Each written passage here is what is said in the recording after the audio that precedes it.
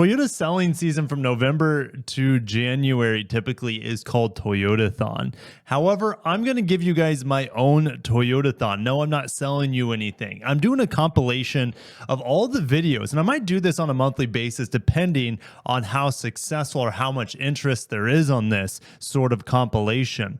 I've had, not counting car reviews this past month, in the month of August 2025, but I've had like 6 or 7 videos on just Toyota news. I could even throw Lexus in there. That's going to get us to double digits. And this is just going to make it easier for you guys if you missed a Toyota news update here on the channel to get it all packaged into one video. So if you, it's essentially like a podcast.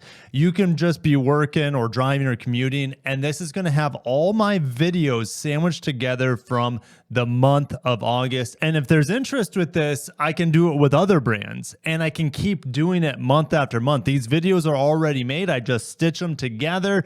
It takes forever to render and upload, but it is a way for you guys to just binge the news updates here on the channel without missing anything, because I'm sure many of you have missed an update or two on the channel this past month. If you're keen to this sort of update on this channel, make sure to hit the like button and subscribe, hit the bell icon. I know all that cliche YouTube stuff, but I would appreciate it. And I will segment them with page markers down at the bottom of the timeline, so you guys know when different topics start. But it is cool to do it in a, I guess, a timeline fashion, a numerical timeline where I build on the articles as time goes on. So it might not make sense what I'm talking about the end of the month if you missed my video in the middle of the month. All right, so I'll put it in serial timeline form. All right, without further ado, let's get into it. At the end of last month, I tested and reviewed with my family the Toyota Grand Highlander with the Hybrid Max and the Platinum trim. It made it on my spreadsheet as a A-tier vehicle. Great powertrain, smooth. How much power you get, it's pretty efficient.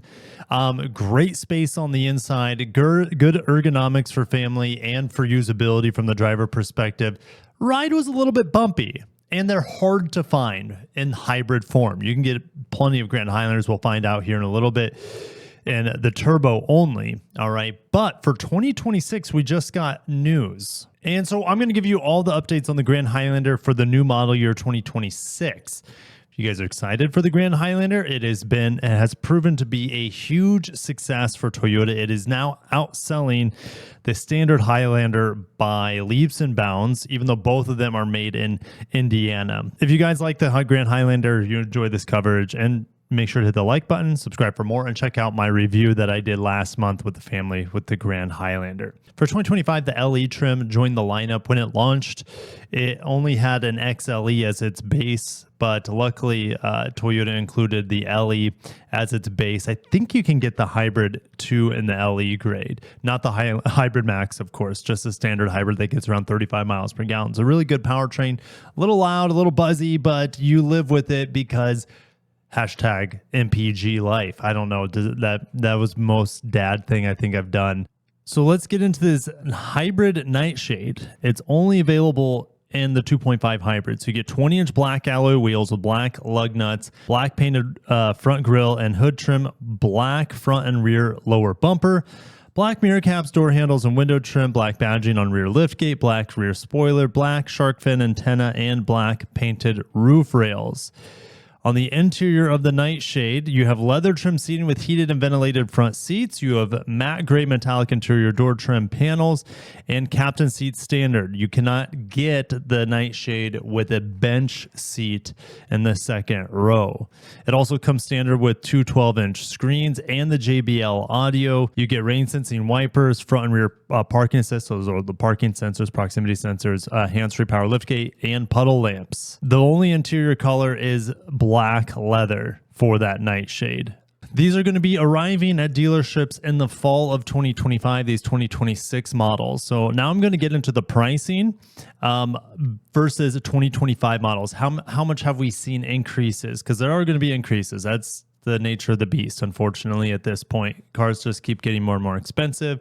All right, Abe's joining us for the pricing calculation. So we have essentially a $545 increase versus last year per trim level. Now, the one exception seems to be The Nightshade, go figure, the cool Nightshade edition. It only comes in all-wheel drive.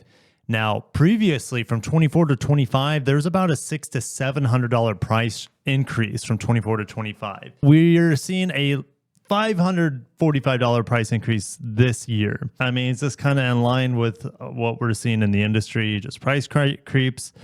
And this is inherently more expensive than most Toyotas, so we're seeing more than a $300-400 price increase here. Unfortunately, you're not getting anything for 2025. Oh, it might look a little small for you guys on the screen.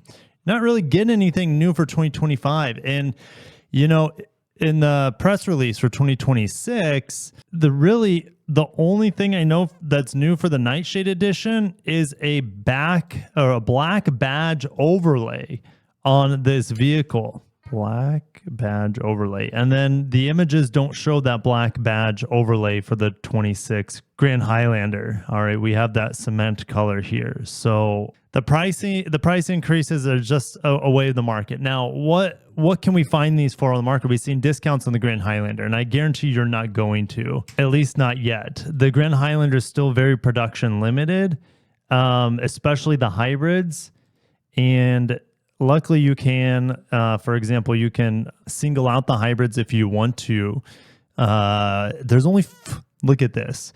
This is crazy. I was just looking at Rogues earlier. There were like 1,800 Rogues in my area, and I know it's a higher volume selling vehicle, but not by much.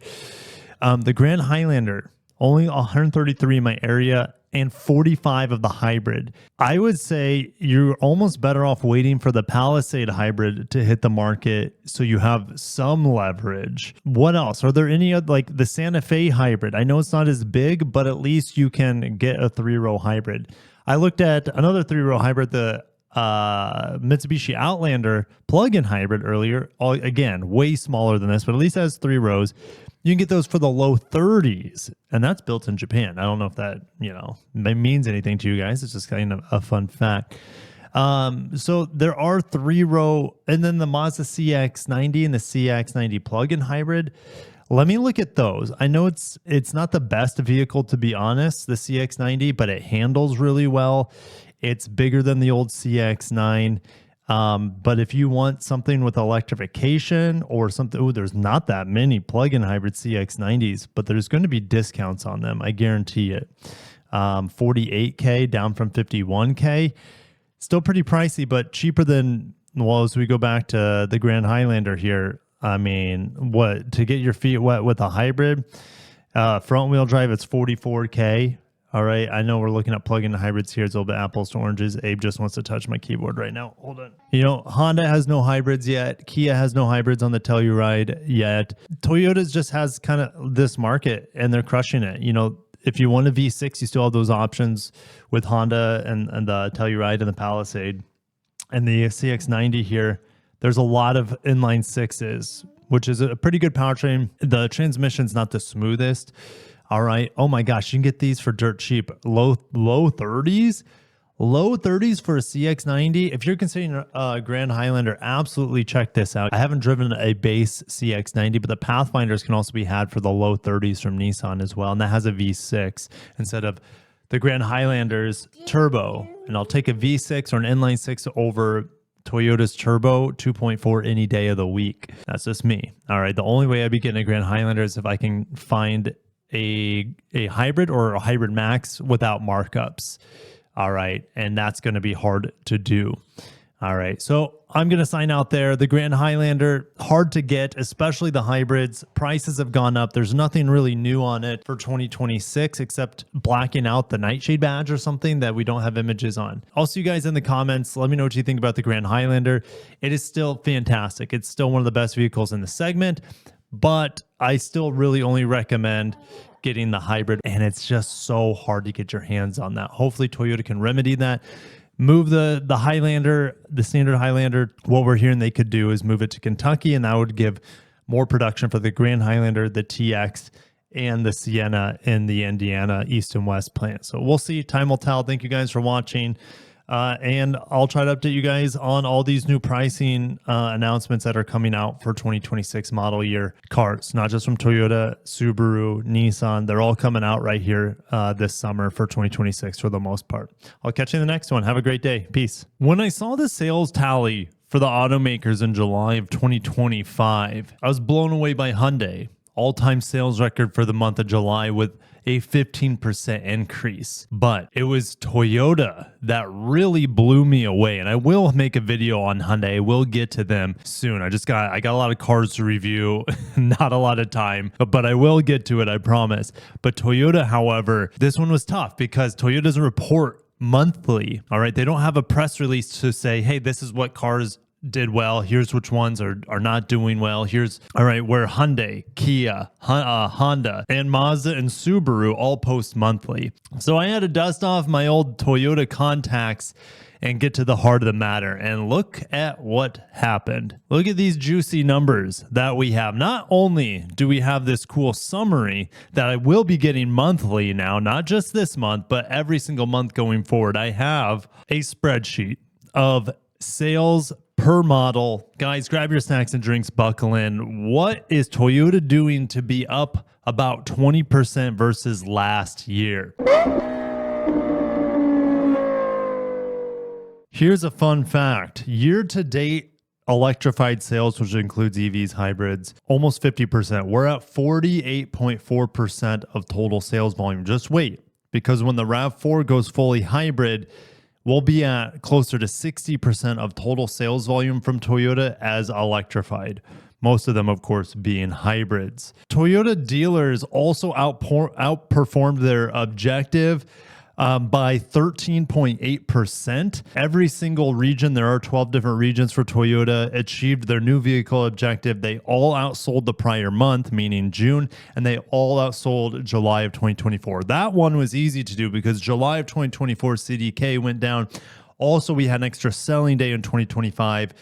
July versus 2024. I'm going to start getting into this major spreadsheet that you see for July of 2025. We're going to break down individual models here, how they're doing, are they healthy, what's holding Toyota back, because believe it or not, if Toyota had the inventory and the production capacity, I think they could be actually doing better than what we saw, more than a 20% jump. So if you look here, Toyota themselves up 22%, Lexus only up 9%. So we have a combined total of just under 20%. Overall this year, Toyota is up 6.3% when you combine Toyota and Lexus. Lexus actually 7% up year to date. That's mind blowing because last year in 2024, they broke their all-time sales record. And right now, as far as I'm aware, they're leading the luxury race, something they haven't done since maybe 10 years ago in 2015. They are leading BMW in total sales volume. All right, so let's start with Toyota Corolla. On a volume percentage, it was actually up. All right, so Corolla is just kind of floating. It's coasting. When we looked at Honda last week, Honda Civic was slightly down, its chief rival, but pretty much coasting for the Civic as well. So the Corolla is only down 1.2%. Check out my Corolla LE review this past couple weeks. And this week I have a Camry LE, which love that car to pieces. Supra, well, Supra's canceled, so they're just kind of, selling what they have left at this point. GR86 up 4% on a volume percentage and down 23% this year. The BRZ's down from the Subaru end as well, which is the same vehicle built in the same plant in Japan. Mirai, whatever, fuel cell. Crown, well, here's the thing. Crown's suffering, and the reason I would say is because the Crown Signia exists, which wasn't available the entirety of 2024, the Crown Signia. All right, I want to say it came out in the summer of 2024. So we go back down to Crown Signia here. Look how much the Crown Signia is selling compared to the standard Crown. If we look here, it's at more than double. Crown Signia has sold closer to 14,000 units and Crown Standard has sold closer to 6,000 units. The Crown Signia is a more desirable vehicle. It's a more handsome vehicle. It's a wagon. It's just awesome. And the Standard Crown, Well, it's kind of a replacement for the Avalon, but not as practical in some ways. The Hybrid Max on it is pretty cool. It's one of two Toyota vehicles that has that Hybrid Max powertrain. With the 2.4 hybrid that gets you 340 horsepower in the Crown, and then it provides about 360 or so horsepower in the Grand Highlander. All right, Prius. Why is the Prius up 243% for the month of July? Well, last year, it was on stop sale because of the recalls. All right, there was some door recalls on it, and yeah, they had a stop sale. So it's up 240 some percent, and it's up 130% on the year. All right, so the Prius volume's coming back slowly. If we look at it compared to its sales versus the Corolla at 140,000 or the Camry 181,000, it's just a small piece of Toyota's puzzle. All right. And I'm reviewing the Camry LE this week again. The Camry LE, or should I say the Camry fully hybrid now is up 7.2%. That's insane. All right. That's for the month. It's only up 1% for the year though. But the Camry's heading in the right direction. The Camry's built in Kentucky. And it will, once the ES, here's the thing, once the ES leaves, we might have more production capacity for the Camry. Camry could be running off of two lines. For sure, line 3 is the ES, or the ES is made. Once that goes back to Japan late this year, early next year, then the Camry could get more production, which is pretty interesting. All right, moving on to Lexus. IS up 4% on the month, down 2% on the year. Is this kind of coasting? There's nothing really new for it other than a couple special editions here and there, like the Ultimate Edition on the IS 500, but that's not a volume seller. RC. Well, it's essentially discontinued. Minus 17% on the year, minus 36% on the month. Rest in peace, RC. Coupe. I mean, luckily the LC's still around. They got the green light for another year, maybe 2. We'll see what happens with the LFR and what Lexus decides to do with the LC. I think the LC should be continued on as long as possible. Now that emissions regulations are gone, it shouldn't be too hard. ES, down 7%. Well, the ES is getting that big redesign early next year. You know, Lexus sedan's just not doing well. The LS is a joke. It's been a joke for a long time. I would say since the introduction of this generation, the departure of the V8, the LS has never come close to how special it was in its first, second, and third generations, all the way to LS 430 was peak LS. Then LS 460 was maybe not as quite good as a 430, and then the 500 that we have now is not even close. But it's also a different market, a market where flagship sedans is not that desirable from a consumer standpoint. It's flagship SUVs, and Lexus doesn't even have a flagship SUV, so it's pretty frustrating. You could say the LX is a flagship, but it's kind of its own thing. LC 500 down 25%. That's not good. But again, they canceled the hybrid on it, which is fine. It's not like the hybrid sold anyways, as you'll see right here. LC hybrid, they sold 0 in the month of July. They've only sold 7 this year. So yeah, LC hybrid, no one's going to remember you except as a, like the ugly stepsister of the V8 LC 500. BZ4X. We're getting into Toyota's crossovers now. Massive sales growth. Well, it's still labeled as the BZ4X. I'm curious, is the BZ non-4X available yet? I mean, there's only 23 BZ4Xs in my area. I don't see the 2026 models here yet. And Toyota's probably in no rush to bring those new BZ refreshes to the market. And most of the BZs, for example, if I put on like a different zip code here, actually there's still none in California either. That is bonkers. There's just no BZ4Xs out there, which, I mean, that's interesting. Maybe they're getting ready for the refresh. RAV4, maybe they had also some crazy lease deals on it to clear inventory before the new one comes. Also, while you can still get the EV tax credit, otherwise there's hardly any available out there.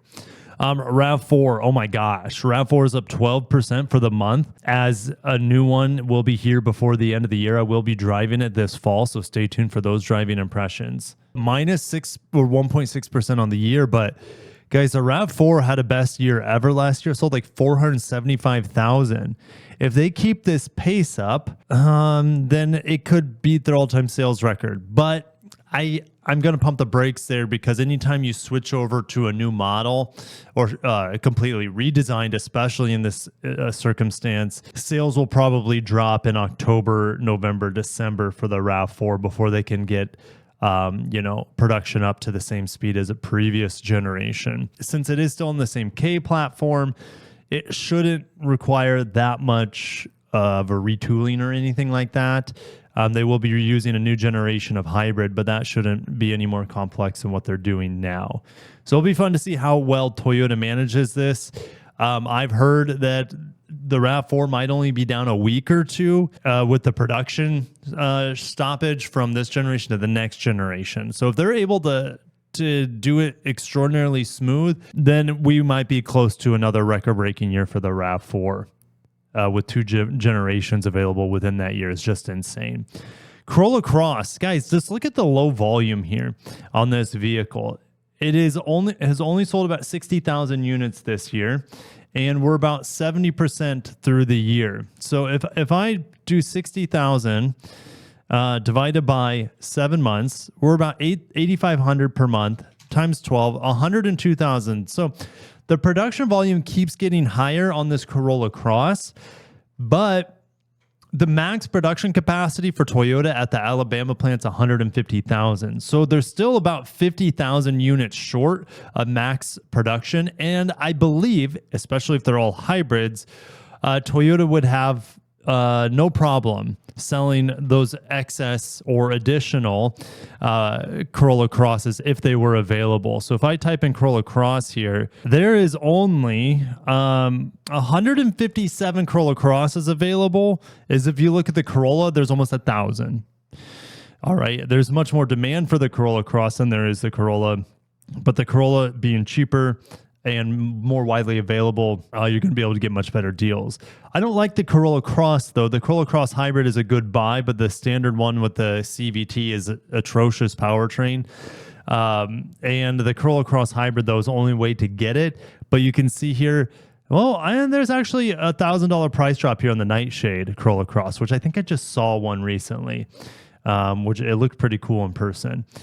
So that's a good deal. But once you spend too much over 30,000 on a Corolla Cross, well, then you could be looking at a RAV4 hybrid, and look, that's 32,000. So you get a more powerful hybrid, equally as efficient with more space, and it might not have as much features as an upper level Corolla Cross, but it's overall a better vehicle, more spacious vehicle than the Corolla Cross, which is a bit compromised, especially in that second row for a compact crossover, or should I say subcompact? Technically, a RAV4 is compact, but it used to be compact.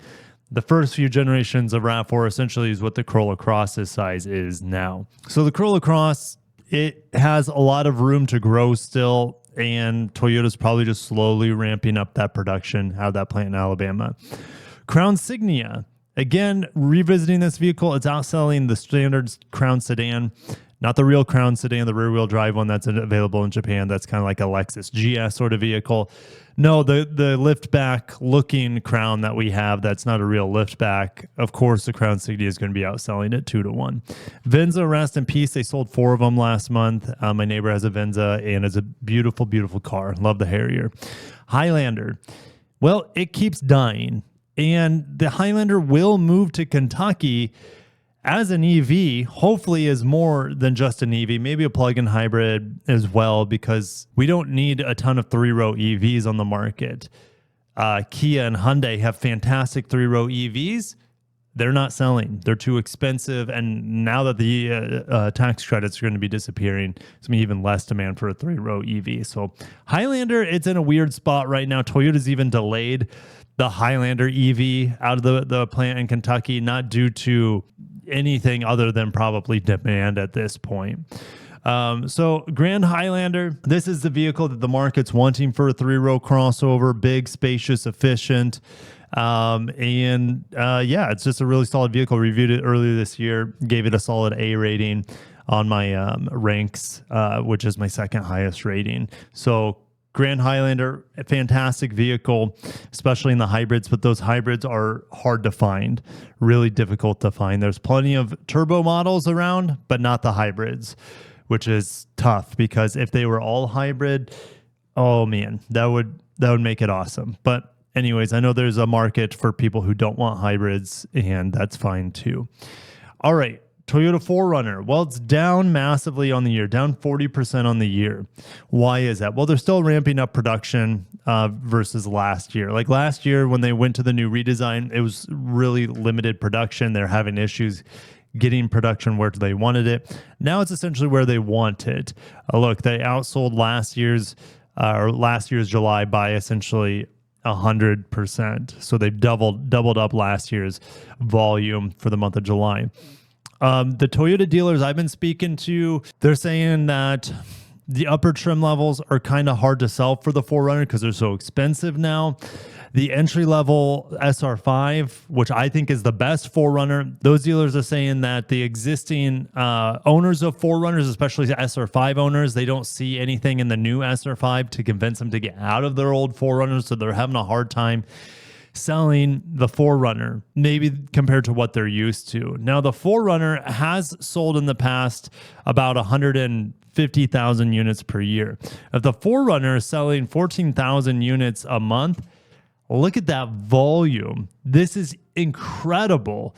If they're able to keep this up going forward, then the 4Runner is potentially going to be able to sell the old 5th gen 4Runner. As I look back on the sales, they had a peak year in 2021 with 144,000. So this number I don't think is sustainable for the 4Runner, selling almost 15,000 in a single month. And obviously this year, the volume's way down compared to last year. Holy cow, I didn't realize how low that was. I thought this was a 25 figure, but that's a 24 figure.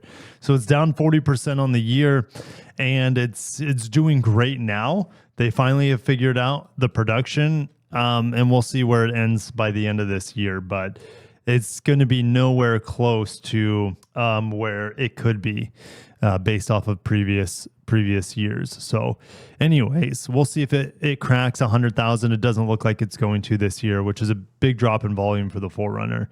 Sequoia, Sequoia and Tundra are kind of getting the smallest of refreshes. I wouldn't even call it a refresh. They're getting some different options. I guess like the Capstone gets a different interior, for example, going from that white to a gray interior. But the Sequoia is pretty much production capped out of that plant that shares production with the Tundra in San Antonio. Land Cruiser. This is weird. Okay, we have a 200% rise in Land Cruiser sales this year. Again, which it's the full year on sale, I would say. But if we look at this month, it's down 57%.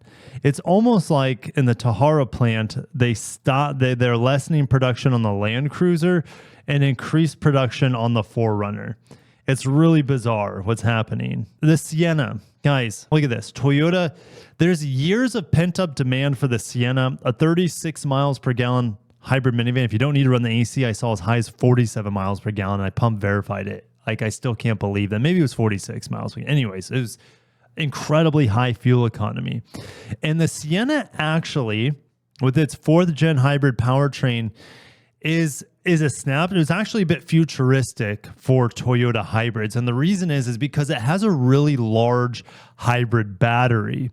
Okay, that's why it's so efficient, because it has more regen capabilities, because you have a larger battery buffer there. So the Sienna and things like the Grand Highlander, they have larger batteries to accommodate the bigger vehicles, and that's how they can get such good fuel economy. But Toyota's hybrids in the future, not plug-in hybrids or e-revs, but their standard hybrids will be using more battery per hybrid to get better fuel economy. So it'll be more and more electrified like the Sienna is right now.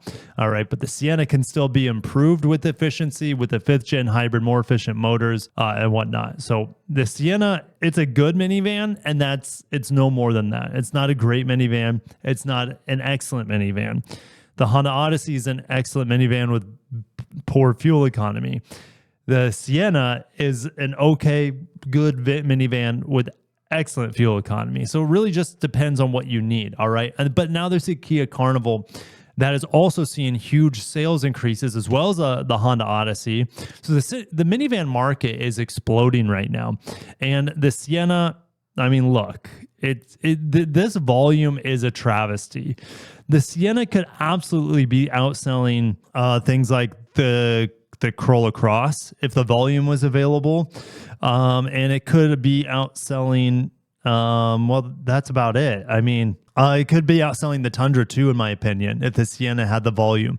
I think the Sienna could be pushing about 15,000 units per month. And you might be saying, Kirk, that's too high. But families are realizing that the Highlander isn't spacious enough for them.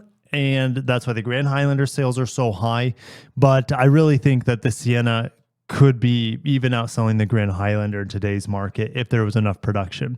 They've really increased the production this year at the sake of the Highlander sales, and that's okay because the Sienna is a higher ticket item vehicle, and there's far more demand for something like the Sienna and the Grand Highlander than the Highlander. The Highlander, they could stop producing it right now. I don't think anyone would care. The Crown Signia is a 2-row Highlander. If you need a 3-row, go get a Sienna or go get a Grand Highlander. Okay. The standard Highlander is just too compromised for a 3-row crossover, in my opinion. All right. But the Grand Highlander doing well this year because last year, again, it was on stop sale due to safety recalls. Yeah, it's doing great. So yeah, the Sienna is doing great. The Tacoma is blowing me away. The Tacoma is up almost 80% this year. And it is up 42% on the month. They sold 26,000 Tacomas this past month. So if they are able to keep this pace, that's 312,000 Tacomas. Let me look up Tacoma sales history real quick. The Tacoma's best year ever looks like it was in 2019, right before the pandemic, where they sold 248,000. So this monthly number here is just out of this world. But what are they pacing this year? Divided by 7 times 12. 269,000 units, which is an all-time sales record for the Tacoma. They're pacing something that I never thought would be possible. Now, could tariffs get in the way? Well, they don't seem to be getting in the way right now. The Tacoma sales are out of this world, despite it not having a V6 like the old generation. Now, I do think this generation Tacoma is better than the old generation. It handles better. You know, the powertrain drives a lot better. It's much more perky than the old V6, in my opinion. Is it going to be as reliable? Only time will tell. But the new Tacoma, Toyota did something right here. They figured out something with these sales numbers and their pacing, guys. 269,000. That pace is accelerating. That is absolutely mind-blowing that the Tacoma is having this sort of success. I want to look up Sienna sales now, because with the Sienna having such a strong year as well, are they going to break an all-time record? No, there's no way. There's no way the Sienna is going to break an all-time record. The Sienna was printing money from about 2010 to 2017. All right. And they were selling about 120,000 Siennas a year, the peak being 137,000 in 2015. I own a 2013 where they sold 121,000. All right. So if we do the Sienna sales, 60,000 divided by 7 times 12, they're only pacing 102,000, which this is the highest, this will be, without a doubt, the highest volume year for the Sienna since 2021, where they sold 108,000 or so units. All right. Again, I think the demand far outstrips that. I think the demand is probably closer to 150,000 units if they could produce them. Oh, I take a step back. The Sienna actually sold 163,000 units in 2006, 161,000 units in 2005. And I still see all those second gen Siennas still driving around. I had a 2004 in which they sold 159,000 units that year. So Sienna has, I think the demand is back to when it was at its peak in the mid 2000s. That's where minivan demand is right now, except the market is just, they can't build enough minivans because they shifted so much production to crossovers over the last few years that the minivans are still just too high demand, too low production. All right, let's go over the Tundra. Down on the year about 2.6%. They had the twin turbo V6 recall last year, or was it earlier this year? It's hard for me to remember. Tundra up 9% on the month. It's heading in the right direction. So yeah, I mean, there's teasers right now of a Raptor fighter Tundra in development with camouflage. I didn't get to it fast enough, so I didn't make a video on it. So yeah, Toyota is essentially working on a Tundra Raptor. Who knows what they would call it? But in powertrain, who knows? Plug-in hybrid would be my guess. We know Toyota is working on a twin-turbo V8 and that Lexus LFR. That could be a possibility. I think most people would want twin-turbo V8 instead of plug-in hybrid twin-turbo V6. But let's keep moving. Moving on to Lexus crossovers. The UX is rumored to get canceled, actually, in the near future, or at least the fully electric version, which we don't get here. But the UX desperately needs a redesign. The LBX, which is smaller than the UX, but better packaged than the UX, is actually the best-selling Lexus in Europe now, and we don't get it, of course. So down 3% on the year, up 33% on the month. But this sales volume is a joke. It should be selling way more than that. Look, the RZ is even outselling the UX. It tells you how compromised the UX is as a luxury vehicle. Too expensive. And the Prius is a better vehicle. The Corolla Cross is not a better vehicle, but it costs a lot less money. But yeah, the Prius objectively and subjectively is a better vehicle than the Lexus UX. UX costs less money, gets better fuel economy, and looks a hell of a lot better. All right, NX. Up about 10% on the year, up 3.6% on the month. They're probably running into production volume capacity here. All right, but the NX, though, I think we could live in a world where one day the NX overtakes the RX. The RX sales are dropping. And the RX, why are there sales, John? When I looked it up, the RX has plenty of RX 350 turbos available, tons of them. But there's hardly any RX hybrids available. So the RX essentially needs to go fully hybrid, and then its sales will rebound. I guarantee it. Same thing with the NX. There's tons of NX 350s around, but there's actually a decent amount of NX hybrids that are also available on the market right now. So the NX is a cheaper vehicle, but it's sized just right. It's a better looking vehicle than the RX. It's more efficient than the RX. And you can get, besides the 500H, you get the same powertrains as the RX. So as you do on the NX. I like the NX a lot more than the RX. That's just my 2 cents. All right, the TX. Well, remember last year was a stop sale. Actually, what's going on here? Okay, apparently I've never seen a negative sale number, so I can't really explain this, but I can explain last year that TX, like the Grand Highlander, as you see here, only 24 sales. It was on stop sale. It was on recall. And so the TX is just printing money for Lexus at this point. This is a vehicle Lexus has needed for a long time. It's not as good as I would like it to be because it's too close to the Grand Highlander for about 10 grand more. So yeah, but it is, people are just going to drink that Lexus Kool-Aid, and the TX is one of those vehicles that are like, oh, it's an actually usable 3-row crossover. Since we don't have the LM minivan for Lexus, which actually there's a market for it in the United States now, that you are seeing the success and the rise of minivan sales and the rise of minivan demand. There's actually a market in the United States finally for the Lexus LM minivan to exist, but the TX maybe is the closest thing that we have right now. So it is what it is. It's up 40% on the year, and it's just going to keep selling at a high clip for the foreseeable future. They need to make more hybrids on it. I think it should be standard hybrid because, well, you can get that fantastic 500h powertrain as a Hybrid Max on the Grand Highlander, and it's a lot cheaper, assuming the Toyota dealership isn't overcharging you or you're overpaying, but that's your choice to do that. Lexus GX, minus 28%. The GX, like the Land Cruiser, is seeing some negative growth. What's going on here? I'm not quite sure. I have no idea what's going. There might be some issues with the J250 quality. That's just a random guess. And maybe they're slowing production to make sure that they get it right. I don't know.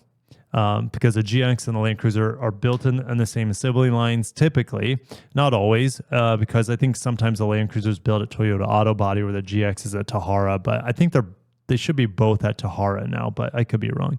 Anyways, we're seeing some sort of production crimpage there for the GX, which is not good for the GX because the demand for the GX is actually really high. I've heard 6 to 12 months minimum waiting list, sometimes up to 2 years waiting list for the GX right now at Lexus dealers. And this is not what Lexus dealers want to see right now, a lack of volume available.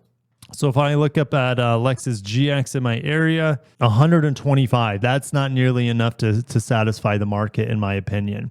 It's a very, very low volume for the GX. And what do we have for trim levels right now? Some luxuries, a lot of luxury pluses, some overtrails, overtrail pluses, and not enough volume on the Premium Plus. Premium Plus should be the volume seller here, and there's not enough volume on it. There's more luxury and luxury plus models in the Premium. So interesting. All right, let's get back to the sales sheet here. Lexus LX is seeing some growth. This is good. It finally has the hybrid powertrain that it deserved. It's a much more smoother and refined experience than what you see on the Sequoia, for example. Even though on paper it's the same hybrid powertrain, but you get in the LX and it's absolute butter. Its silence is smooth as hell. It got my Smooth award. But the LX is still an extremely compromised vehicle for a 3-row body-on-frame SUV. There's hardly any space in it for 3 rows of people. There's like no cargo capacity. That's just, it's based off the full-size Land Cruiser J300. And it's just, unfortunately, Lexus has never adapted a longer wheelbase and a longer longer like cargo capacity version, like a Escalade ESV, for example. That's what the LX needs, and its sales would go through the roof if Lexus built that, but they don't care to. They're like, we'll just give them the TX. That's close enough. But I'm telling you, if the LX and the GX, especially if the GX is a lower price vehicle, if the GX had a slightly longer wheelbase with larger cargo capacity, it would be unstoppable in terms of sales, assuming they could build enough.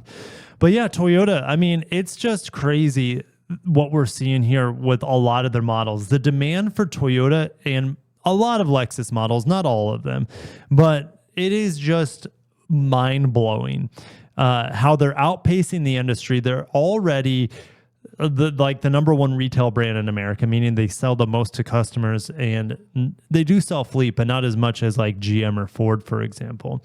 So like if we look at the big gains this month, all right, well, Prius is back. All the Lexus sedans seem to be dying besides the IS. It's just crazy. The RAV4, even though it's the best-selling vehicle in America, I think it's beating the trucks at this point. It's just insane. Grand Highlander crushing it.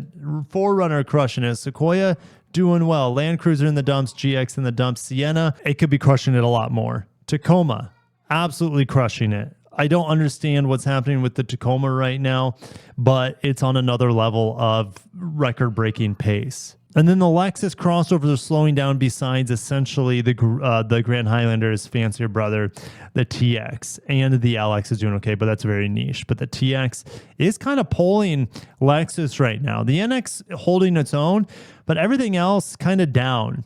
So the TX is pulling the Lexus crossovers. The GX could absolutely be doing it as well if there wasn't some sort of production snag that we're seeing.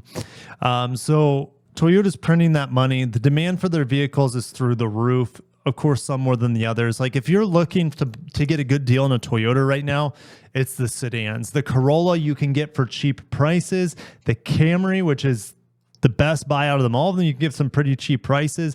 The outgoing current design of the RAV4, you can get good deals on right now, but pretty much everything else is going to be, and I bet you can get good deals on the Tacoma. Seeing these sort of sales on the Tacoma to me says that Toyota is wheeling and dealing on these trucks, I should say, and you're going to be able to good deals. Same thing with the Tundra. I bet you can get some good deals on it. Sienna, forget about getting a good deal on it. You're going to be paying sticker at the minimum.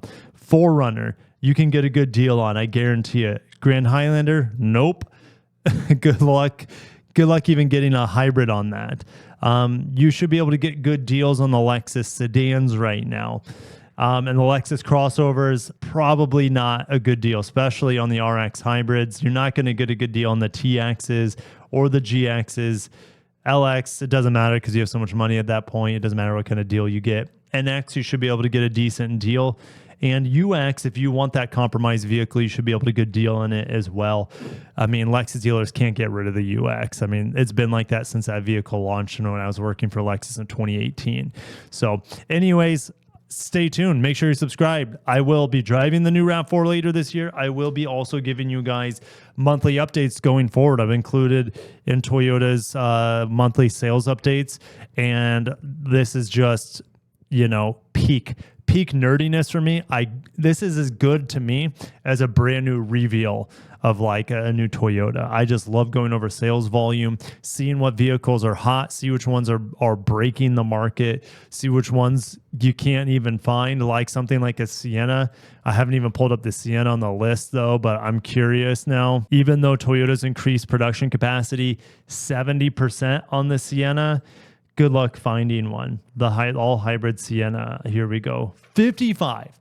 And how many of these are probably pre-sold? Look, this was the only one I've seen so far that actually has a picture of it, and that's actually a great deal if you can get it. Apparently it's a 2013 floating in the database somewhere, but if you can get them for the low 40s, great deal on a Sienna LE. I know it's cloth and you could stain it, but just put seat covers on it if you're that worried about staining it. And yeah, like the Sienna is great. If you can get one at MSRP. So good luck on that. You can see most of the trim levels here. Just no platinums, no limiteds, some XLEs, one XSE, and then a few LEs. It's just, there's just none out there. The nearest location to me is up in Fort Myers. That means my local dealer has absolutely zero at Germain Toyota of Naples here. So that's bonkers. They're just vaporware. All right. I'll see you guys in the comments. Have a great day and peace. Toyota has just posted that tariffs are going to take about $9.5 billion away from their profits this year. Despite the setback, their profits are still strong and their sales are crazy high right now. If we go back to the spreadsheet over automotive news, Subaru up 4.5%. We'll also cover Subaru's finances and strategy today in regards to the rest of the year with tariffs and whatnot. Toyota was up 22%. Hyundai was the closest at up 15%, so 7 percentage points behind Toyota. So Toyota is just guns blazing. However, while many of the other Japanese automakers also saw gains in the month of July, we have Mazda with a quarterly loss of $319 million. Nissan, quarterly loss of $547 million. Honda's profits fell 50%. On the backs of obviously tariffs, but they also lost a ton of money on EV investment. Okay. And here we have Toyota cutting full year forecast, and they're expecting net profit down by 37%, not nearly as high as Honda's 50%. But before we get into that, Toyota has just announced a new plant in Japan. I don't know how to say this. This could be Teihachou area of Japan. And well, this is essentially Toyota City in the Aichi prefecture. We're still about 5 years away from the first vehicles rolling off the assembly line. So early 2030. Toyota wants to maintain its 3 million vehicle threshold per year in Japan. What kind of cutting edge technology this will employ will be fun to see, but we're so far away and it's, it's so far out. Who knows what tariffs are going to look like in 5, 6, 7 years from now. We don't know what they look like tomorrow, right? So let's get back to the finances here. So Toyota still posted a net profit of 841 billion yen from April to June, down 37% from the same period last year. This quarter had to deal with the 27.5% import tariff, but going forward, and it should be implemented this month or sometime next month, but they're still at 27.5% import tariff until Trump signs an executive order to reduce it to the 15% on parts and vehicles from Japan. Chief Accounting Officer Takanori Azuma says, if there's excess capacity in the U.S., we will make use of it. There's about 50,000 units of excess capacity out of the plant in Alabama. That's where they make the Corolla Cross. They could definitely sell more Corolla Crosses, the hybrids especially.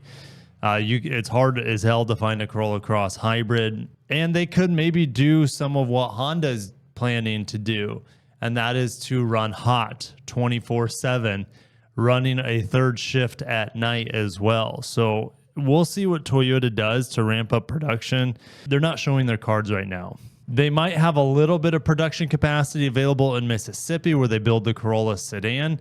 They might have a little production capacity available in Kentucky, the world's largest Toyota plant, where they build the RAV4. They build the Lexus ES, but that is getting moved to Japan soon. And they also build the Camry there. In Indiana, they make the Grand Highlander, the Lexus TX, and they also make the Sienna and standard Highlander. I don't think they have a lot of production capacity available there, but who knows? Maybe again, a third shift could help. In San Antonio, where they make the Tundra and Sequoia, that's at max capacity as far as I'm aware, so they're not going to be able to build more trucks there. Tacoma comes from Mexico. They're not going to try to increase capacity there due to tariffs. Canada, they make the RAV4 and they make the Lexus NX and the Lexus RX. So they're not going to try to ramp up production there intentionally. They'll probably just, business as normal north and south of the border. Price adjustments. Yes, there's going to be price increases here. There's no doubt about it. Honda's going to be doing it. Subaru's already done it. Mitsubishi, like every manufacturer. I don't care who even if it's Ford, who is not handling the tariffs that well either. All these manufacturers have to jack up prices. But the problem is, cars are already too expensive. They're already priced out of most people's budgets at this point. New car prices still around $50,000 on average.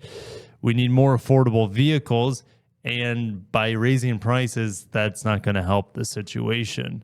Toyota's trying to reduce its dependence on North America for sales. Where are they going to turn? I mean, China's a dried up market for Japanese autos. Exchange rates are still favorable for the Japanese yen, but it keeps rising in value, the yen. So that's going to keep reducing profits from other markets like North America, like Europe, plus the tariffs on materials as well. That's not going to help, especially aluminum and steel, for example. I just heard that microchips were signed overnight. So microchips or semiconductors coming into the United States is 100% tariff. So they plan on increasing sales. Okay, they can do that. There's definitely demand for Toyota vehicles where they can increase sales to make up the difference here. They can reduce costs. There's always ways to reduce costs, and expanding profits from parts and finance. Okay, so jacking up the price of parts, great. And also jacking up interest rates when you go to finance a new Toyota. And sales are up 7% in the first quarter for Toyota. Sales in North America increased almost 13% year over year. Japan rose 11.5%. I think I saw somewhere that Europe was 2% up. North America accounts for a third of Toyota's sales, and Japan is 20% of Toyota sales. Asia, including China, is 17%. This is actually really low, this 17%. If you look at like Nissan or Honda, for example, maybe even Mazda, Asia accounts for more than 17% of their sales. Toyota's also, despite tariffs, Toyota's also sending more vehicles from Japan to the United States. Exports from Japan to the US are up 23% from last year, but that was just in the month of May. They reduced it a little bit in the month of June. But let's finish on Subaru here. Subaru is rethinking EVs just like Honda on a massive level. Sorry, Abe's behind me smacking me. And braces for a $1.5 billion tariff hit as profit declines 16%. Well, not as bad as Honda's profit decline. That was 50%. All right, so Subaru is going to dodge $1 billion in tariffs because of the tariffs are going from 20. I just spilled my espresso, 27.5% to 15%. And like Honda, they're expecting the profits to fall 50% by the end of this year. And just like Honda, Subaru's also reevaluating its massive investment into electrification. Subaru wanted to spend over $10 billion on EVs and hybridization. It's no longer going to be the case. They also want to make more vehicles out of its plant in Indiana. Subaru has said it's wanted to electrify all their vehicles by the first half of the 2030s. Now they've just revised that to achieve 50% of electrified vehicles sometime after 2030. All right, so like the goalposts not even have been moved. The goalposts have been taken down. They just are saying, we're not committing to crap right now, but we will commit to making more vehicles in our Indiana plant, and we will commit to hybrids. That's what they're saying. Not focusing on fully battery electrics right now. The pace of battery EV penetration has slowed considerably, said Subaru. In addition, environmental regulations have been relaxed, and they think the pace of BEV penetration will slow down even further. Now, Subaru still is very reliant on their imports from Japan. Half of their vehicles sold in the United States are from Japan. The factory that they have in Indiana made 345,000 vehicles last fiscal year. It has a capacity of 400,000. So they're going to ramp up for sure. They said in extreme cases, they could burn as high as 500,000 vehicles per year. The current supplier base is only geared for 370,000. So their factory can produce more, but their suppliers can't, at least not right now. But they will ramp up production little by little by little. Hopefully they can get over 400,000 units in the near future. So Subaru's in a tough place. So we just talked about how a third of Toyota sales come from North America. 70% of Subaru sales come from North America. And just to put these numbers in perspective, Subaru sold 171,000 vehicles in the United States this past quarter. Canada was 19,000. Europe was only 5,000, and Japan was 24,000. But I'll see you guys in the next one. Thank you for watching. Stay tuned for more financial updates here on the channel. If you want to see financial updates from maybe the European automakers or the American automakers as well, just let me know. And hopefully I can find some from the Korean automakers. I think that would be interesting. Their sales are burning hot, the Koreans. And their prices seem to be very low, meaning they're discounting the cars quite a bit. They have really good incentives. So I wonder how that affects their bottom line. I'll catch you in the next one. Have a great day. Peace. This week I reviewed the 5th generation hybrid system in the Toyota Camry. It's incredibly smooth. When the engine turns on, most times you don't notice.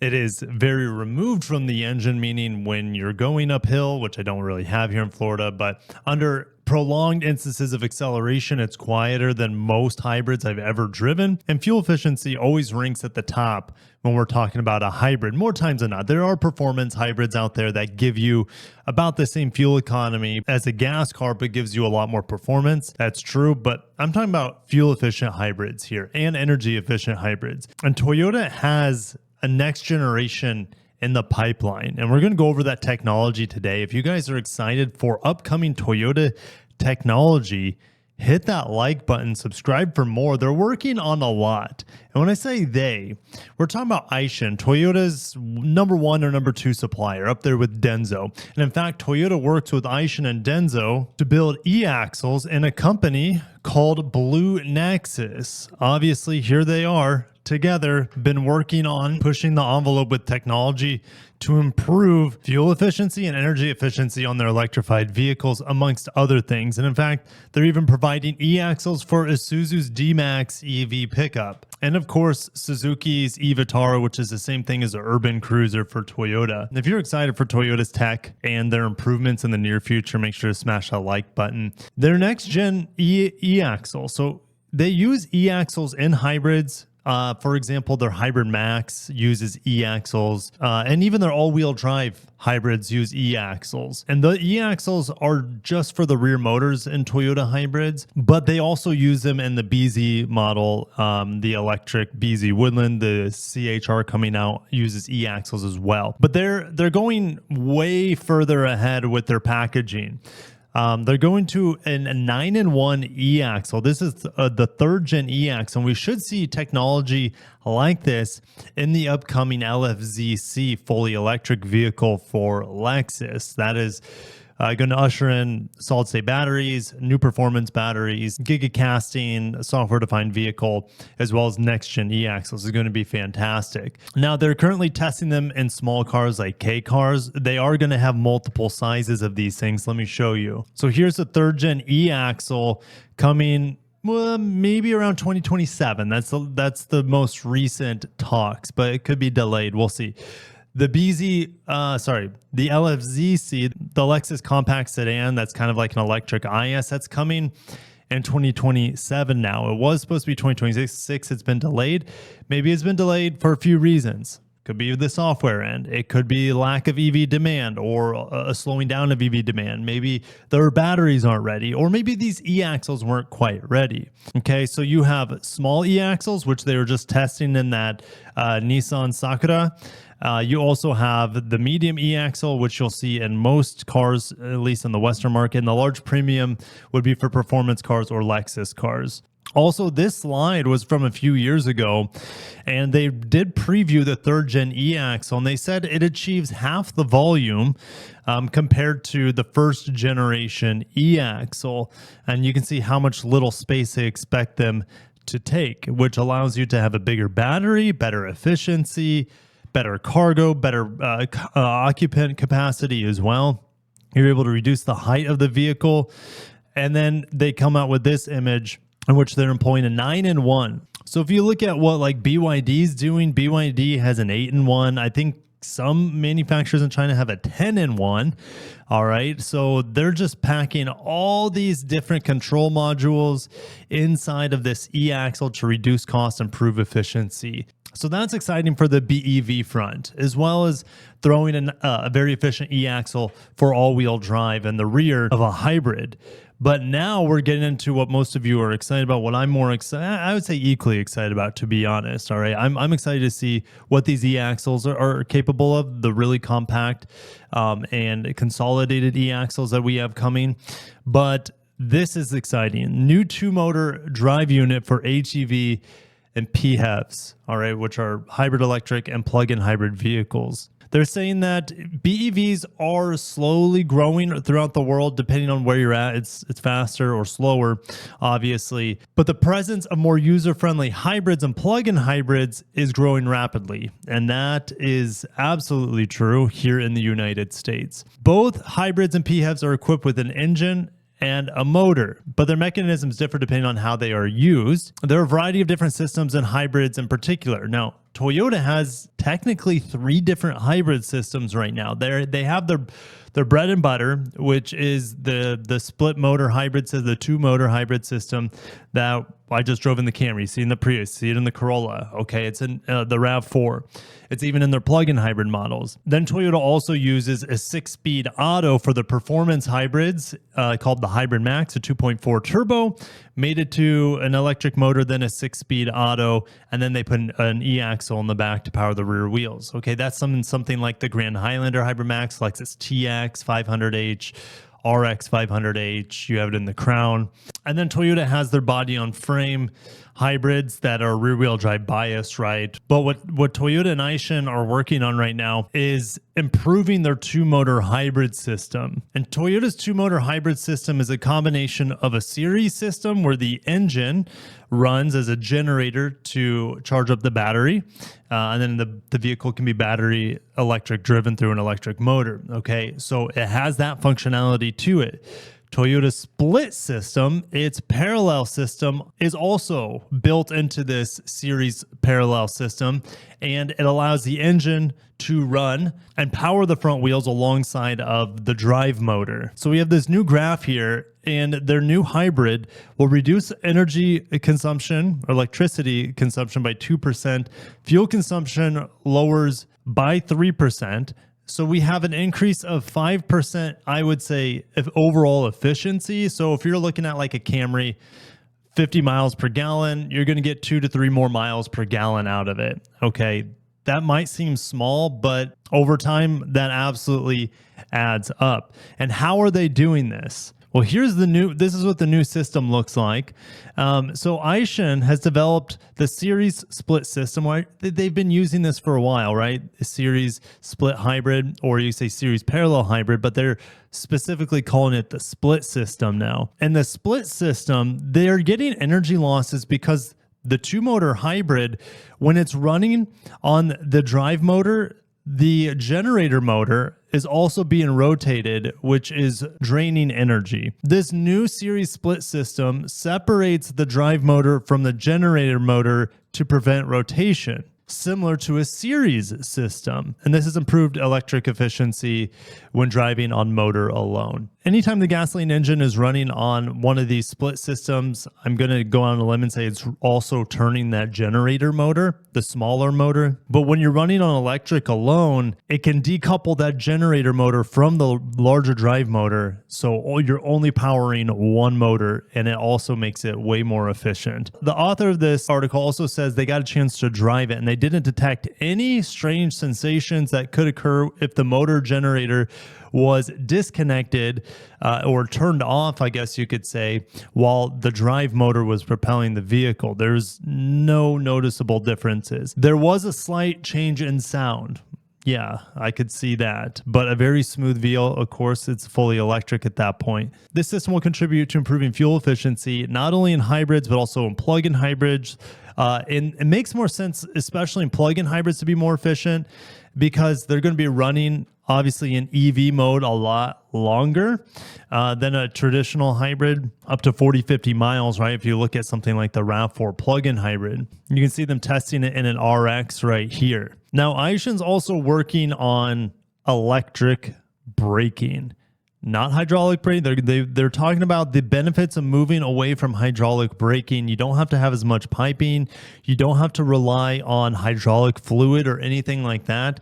And it's just controlled by the ECU.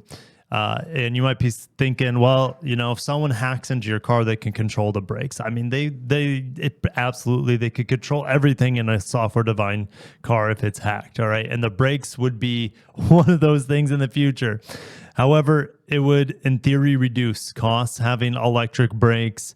And think it's just electric actuated squeezing of the calipers to get the brake pads to create friction with the rotors. And they're going to be working on step 1 in the 2030s in converting the rear wheels to electric brakes, so they don't have to send hydraulic lines all the way to the rear. Who knows? Sometime after that, your front brakes will disconnect from hydraulic coupling and just be fully electric. No piping required. It's all going to be braking by wire essentially in the future. And it's not just to improve packaging and reduce costs here. It's actually improving performance.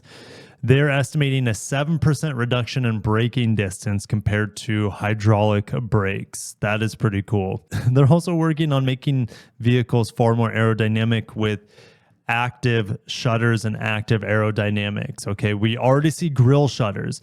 Now they're talking about movable spats. So you could have little motorized front air flaps essentially to cover the front tires to improve aerodynamics. We're already seeing door handles flush, but they're going to be committing more to that. a side step that sucks into the body when you start moving, and adjustable spoiler. That's crazy. And then you also have a diffuser on the back that is adjustable as well due to speed. You see the software working here on this little iPad. Now, this piece I'm not excited for whatsoever. Automatically predicting and slowing when approaching sharp corners. Toyota already does this. It's called, I already forget the name of it. I want to say it's like Toyota Proactive Driving. It's in Toyota Safety Sense 3.0. It will brake for you. It will swerve the car for you. It's awful. It's really, really sketchy. And I know it will get better in the future, but at that point, I would just either let the car drive itself if it's slowing and braking and turning for me in sharp corners, or I want full control of it. I don't want it cutting into my control. And that's why I take off that proactive driving on Toyotas as soon as I get into every single new Toyota or Lexus I drive. So not excited about that. And they're talking about new door technology that doesn't require rails on minivans. We see this technology going to be employed not on this RX here, but on the new Century SUV. They have doors that pop off the vehicle, then open up. They also showed this on the LFZL concept at the Japan Mobility Show for Lexus. So don't really care for that, to be honest. It's cool that they're trying new stuff, but active aerodynamics is cool. Just I can imagine, something breaking on it, and then you're stuck in a less than ideal physical shape of the vehicle. If the spoiler's not working, the diffuser's not working, or the air flaps aren't working, whatever it is.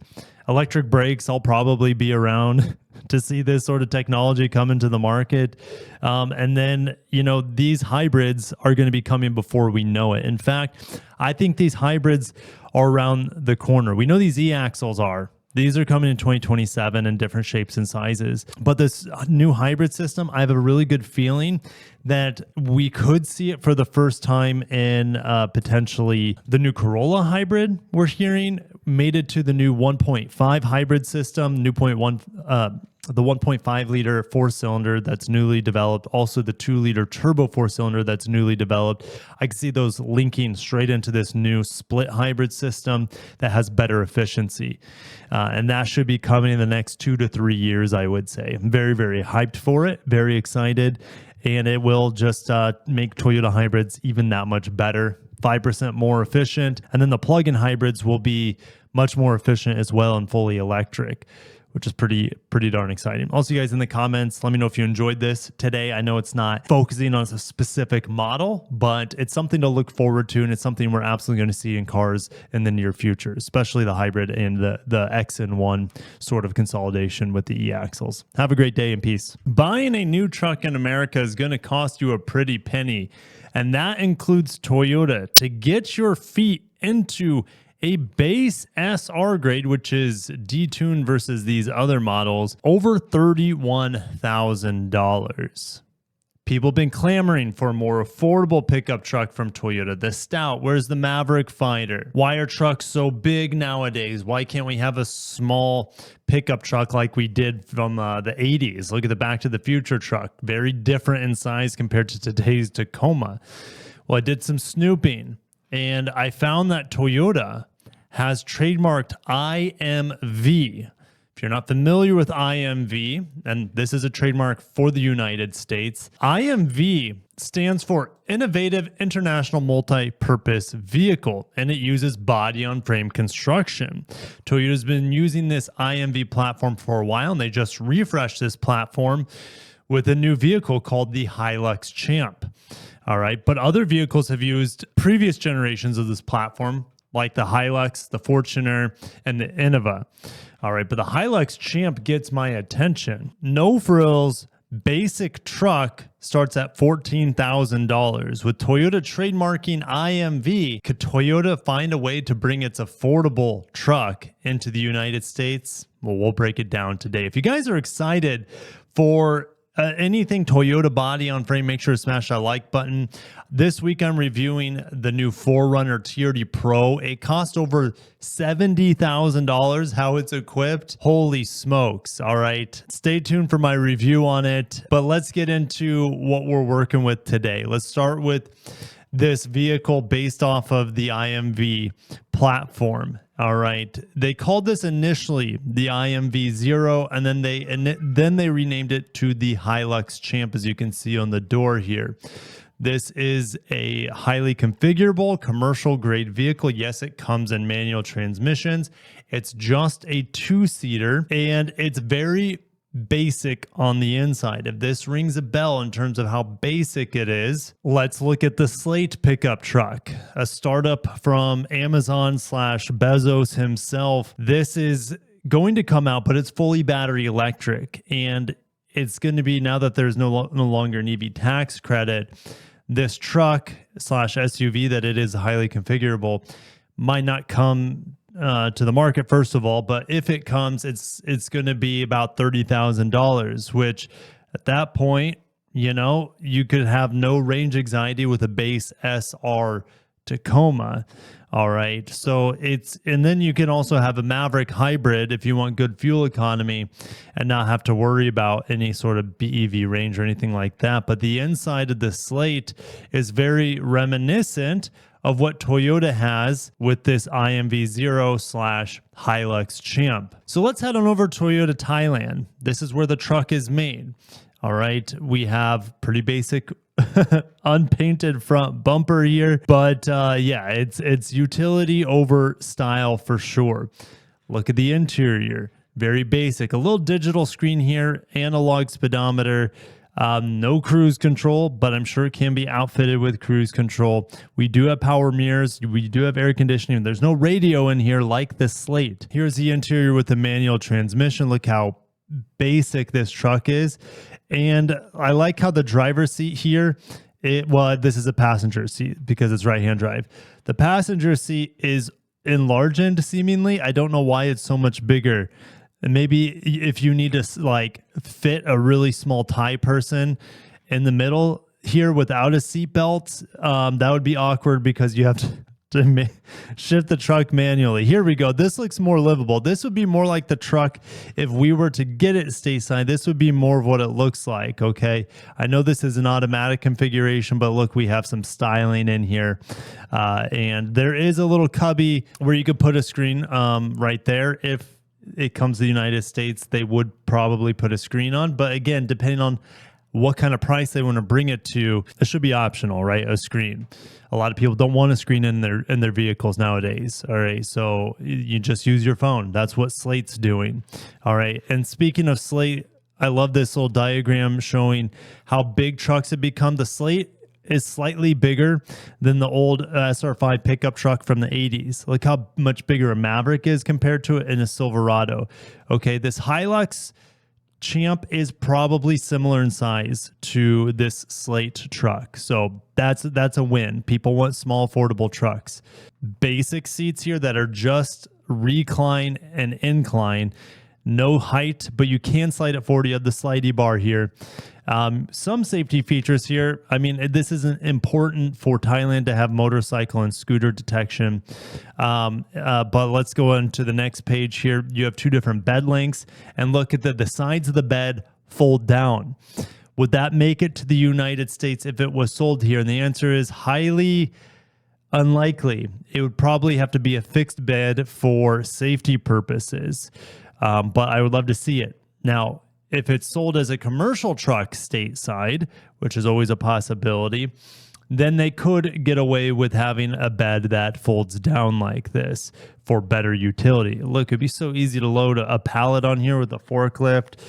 Oh, man, we can only dream, right? Performance. Well, we have different engine options here. And if we were to see this stateside, who the heck knows what kind of powertrain we'd see. Now, this is body on frame, it's rear wheel drive or 4x4. And it is either part-time 4x4 or all-time 4x4, depending on the configuration. So this is a very familiar engine. This is the 2.7-liter 2TR engine that we've seen in the Tacoma previously. The 2TR engine goes up to about 161 horsepower. All right, so this might be in kilowatts here, for example. And then Newton meters of torque as well, I believe. So anyways, yeah, this engine is bulletproof, all reliable here. You also have this 2-liter. I think they're both gasoline engines. I think this is a 2-liter gasoline engine, but there's also the diesel, the 2.4 liter diesel that is available. Would we see a diesel here? Well, I doubt it because of emissions regulations, but regulations are relaxing. And is it just coincidence as CAFE gets thrown out the window, as emissions regulations are being deregulated and less enforced? Is it just a coincidence we see this being trademarked in the United States? It could absolutely be coincidence, but there's always a snowball's chance that Toyota could bring it stateside. All right, 5-speed manual, automatic, ABS. That's, I think, a mandatory thing in the United States as ABS. Now, here's where it's going to run into other issues. Toyota would have to equip this thing with more airbags, more structural rigidity, more complexity to bring it here. Does that make sense from a cost perspective for Toyota? Or could they make it stateside and that would fix essentially this issue of importing it? Okay, that's a small possibility. They really don't have production volume in the United States to build something like this. All right, so here's the platform. Nothing too special. It's body on frame, very basic, bare bones setup. You have leaf springs in the back and a double wishbone in the front. All right, so if we were to import it into the United States, well, we got to look at starting price. So let's get back to here. Starts at 459,000 Thai baht.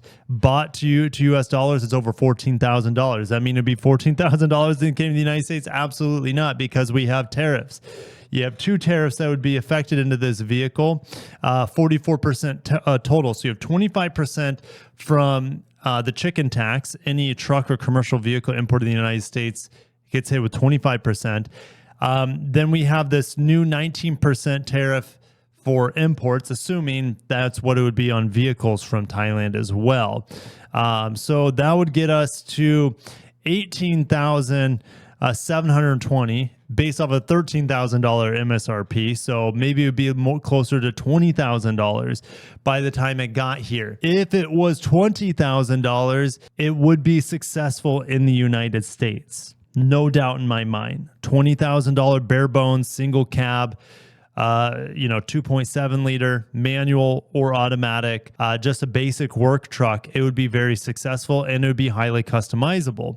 All right. Here's Toyota touting this vehicle's capabilities for conversions, which is great. You can do lots of stuff with it, and then you can use it as a blank slate, like Slate is advertising.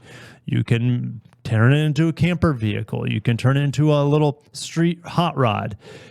You can turn it into a mini coffee shop, a retailer, a delivery truck. This thing would kick the pants of a lot of commercial vehicles stateside. And it blows my mind that Toyota has no commercial vehicles in the United States. Nissan tried it and they failed. All right, with the NV series vans and whatnot. All right, but Toyota's a different beast.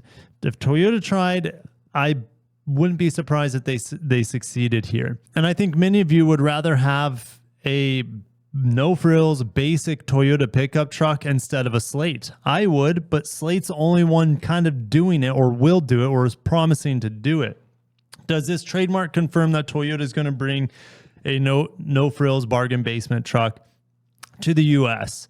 The answer is it's still not going to happen. Unless I hear it from Toyota, there's no way we would see a miracle of this vehicle being brought into the United States.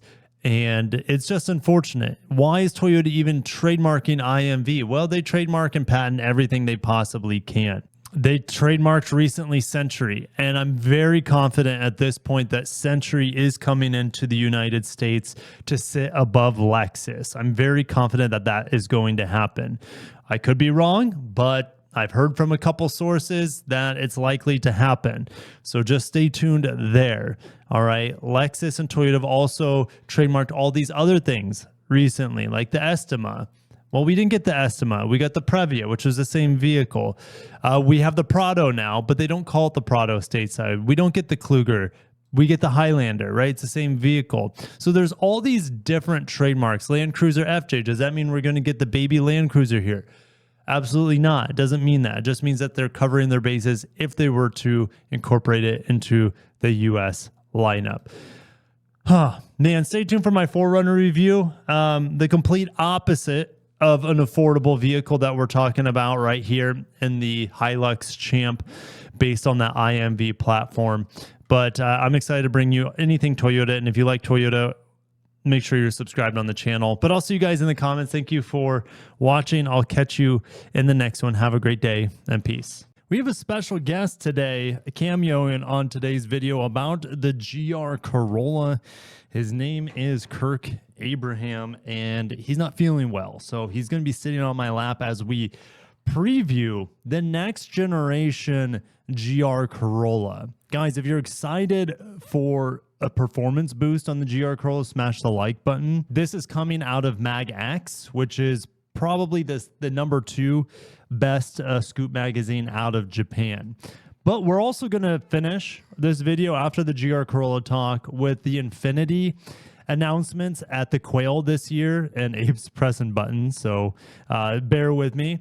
But the QX80 is going to get some cool variations, more than likely, and then the QX65 has been officially revealed. I have seen this vehicle with my own naked eyes. Behind closed doors, it was embargoed. Well, it was technically, I never saw it. I'll just say that. I never saw that vehicle, but I did see it, okay, at Nissan headquarters.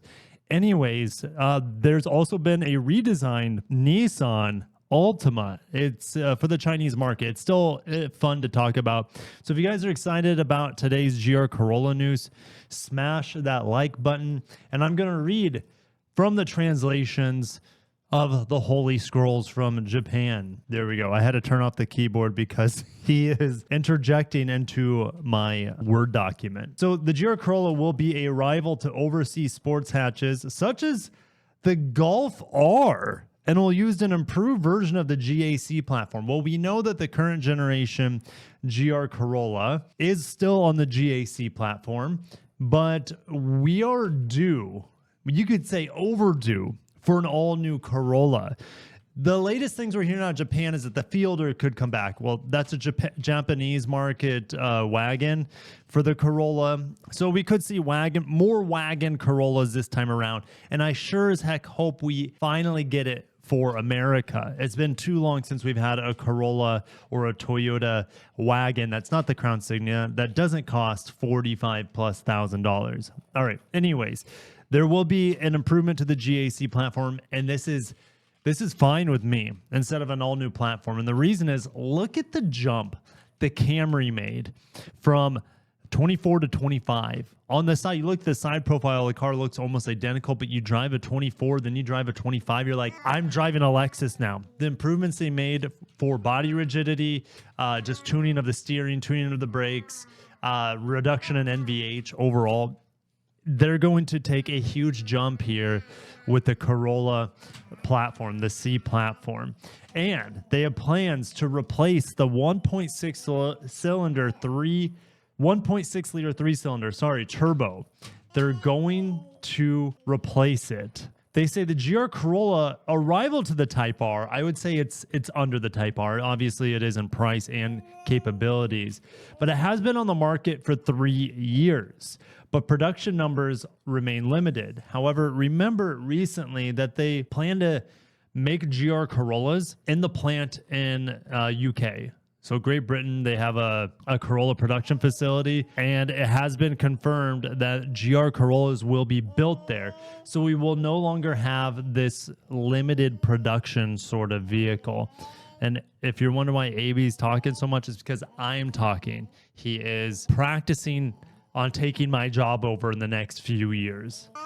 So they're saying with the improved supply system, this will allow anyone who wants to buy it will be able to get it at any time. Now, currently, if we look at the market, which I got to turn the keyboard back on, we're looking at GR Corolla 42 in my area. That's low, but this is a specialty car. I'm not expecting high volume. Like, what is the 8.6, the GR86 29, even less? So it's not like there's discounts to be had. So the volume right now is fine, at least available in the US market. But you might be saying, You know, this vehicle needs to be, I don't believe it's available in the UK, for example, not if they build it there, it will be available for the UK market and in better volume for Europe and better volume for Japan, assuming they make it in Japan, or they might just make it in UK and export it from there. But look, we're finally seeing these things come under $40,000. It's been a long time coming to see the prices drop on this. You can get them under MSRP, $3,000 under MSRP is what they're being advertised for, possibly even better. So they talk about how the Gazoo Racing division, as he kicks my keyboard, is losing money for Toyota, but Toyota doesn't care. Akio Toyota doesn't care.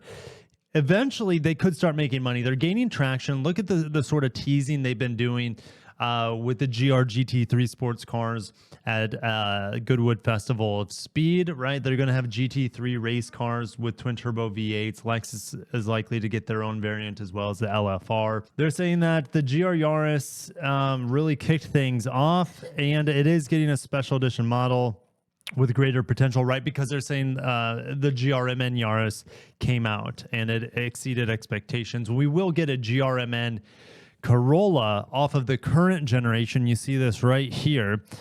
I saw this at Toyota headquarters in Plano, Texas. This will be coming. It will be coming. It won't have a new engine that they're talking about in this article, which we're going to get into this new engine right now. Okay, so they want to streamline the lineup so the models and price ranges do not overlap. For example, the inline 6 that will be installed in the next gen Supra, which, you know, MagX says it has been exclusively scooped by MagX, that it's going to get an inline 6. Now, we've heard anything from inline 6 potential from Best Car, the other competing scoop magazine, to turbo 4-cylinder hybrid with a transaxle on the back. We've heard all sorts of crazy things about the new Supra. Don't overthink it. Don't over-electrify it, Toyota. Just make it inline 6 turbo or twin turbo. The more turbos, the better on a Supra, right? And the more cylinders, the better. We don't want a 4-cylinder Supra. It's okay in a Corolla. It's okay in a GR86, a 4-cylinder. I don't care how much power it's producing, that 4-cylinder, even though Toyota said, hey, we got variants on the racetrack that are producing 600 horsepower to that turbo 4-cylinder. That's not what we want in the Supra. We want an inline 6. Called me an old timer. Call me a get off my lawn sort of guy. I don't want anything to do with a Supra with an inline 4. And I did review the inline 4 previous generation 2.0 Supra, and I thought it was plenty fast. But did it feel special? No. Did it feel like a Supra? No. Inline 6 or bust. Inline 6 or bust on the Supra. But you guys, of course, want to hear Supra stuff. You guys came here for the GR Corolla. All right. So here we are. They're going to differentiate that Supra for it to be more of a halo product. Inline 6, it's not going to overlap on price with this GR Corolla. It's not going to overlap in price. He wants a yogurt. I got mini fridges in here, of course, and he knows how to raid those things. Here you go. Enjoy, Abe. You want the cap. I think half the time he just wants me to unscrew the yogurts so he can use the cap. Do you want back up? So they're saying it would be advantageous to use the G20 4-cylinder turbo currently under development, as it would increase the number of vehicles that would adopt it. So we would see it. Here's the thing. We would see it as a non-turbo in the GR86/BRZ, which is now going to be an in-house Toyota-built vehicle. The G20 is also going to be in the MR2 Celica, whatever they call that thing, the mid-engine sports car, 4-wheel drive, mid-engine freak, okay?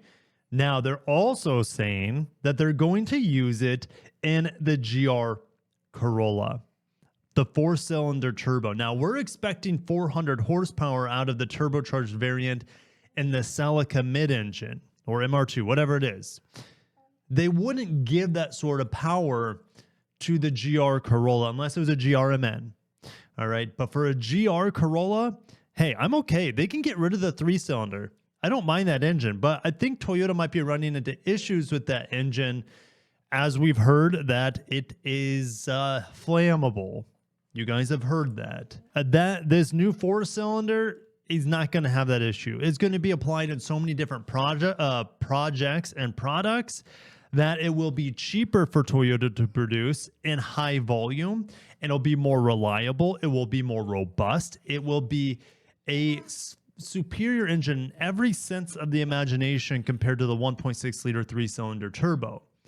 I think you guys would agree. More cylinders is better. Give us a 4-cylinder, not the 3-cylinder. If they want to keep the 3-cylinder around in the GR Yaris, go for it. I don't care. We don't get it anyways. And I think that's a really good powertrain for that vehicle. But now they're saying because they want to up the performance of the GR Corolla, B-Type R competitor, to be Golf R competitor. They know that the 3-cylinder is not the answer there. By the way, I will be driving the updated GTI. It's automatic only now, but I will be driving it in the near future. In about a month from now, I'm getting it as a press car, so stay tuned for my driving impressions on that. Gotta love the hot hatch. Hot hatch life is what we're here for. And they want to further differentiate the GR Yaris and the GR Corolla, and they're saying that the 4-cylinder in the Corolla variant is one way to do it.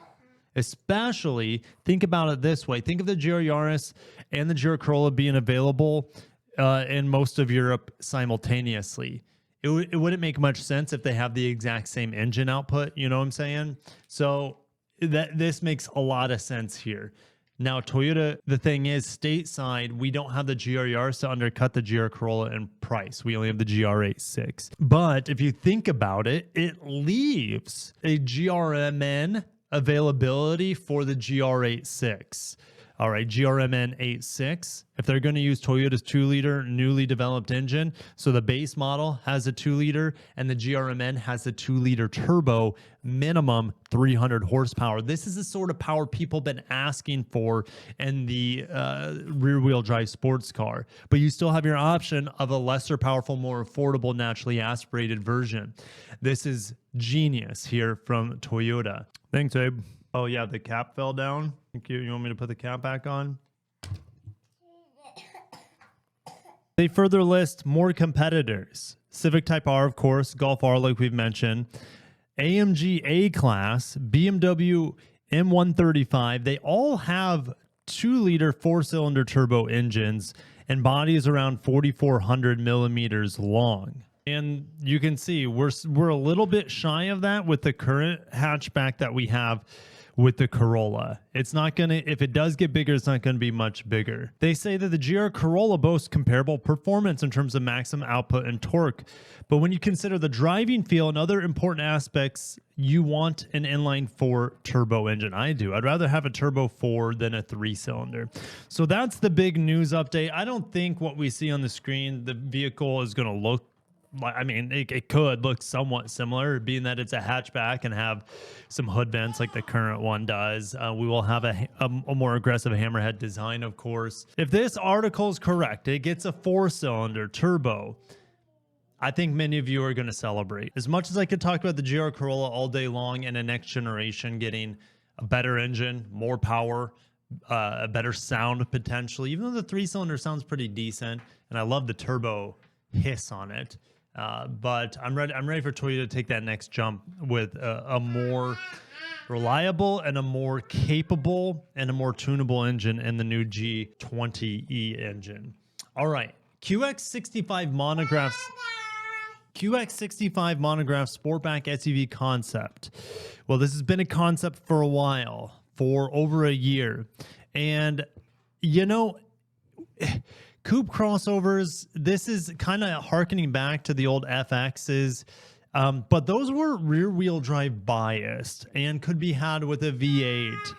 All right, this, with the paint color, this copper paint color, it is harkening back to the old FXs, but I don't know, like look how big this body is. This coupe crossover kind of seems like a Genesis G80 coupe crossover. But the powertrain on here won't be able to touch a Genesis unless it won't, because they have two powertrain options here. VC turbo, and if they put the 2-liter VC turbo in here, it's a joke. I just drove it, even with the 9-speed auto, I just drove it in the Murano, and that's what holds the Murano back is, well, the 9-speed auto mixed with the VC turbo, both of them together. It's not a good driving experience. And when you're looking at an Infiniti, it needs to have a very strong driving experience. So put the V6 back in it. EPA is relaxing right now with the current administration. Cafe is thrown out the window. Put a V6 in here, call it a day. They can't fit the twin turbo V6 in here, so that's not going to happen. But at least Infiniti's doing something. They're currently a 2 SUV brand, QX80 and QX60.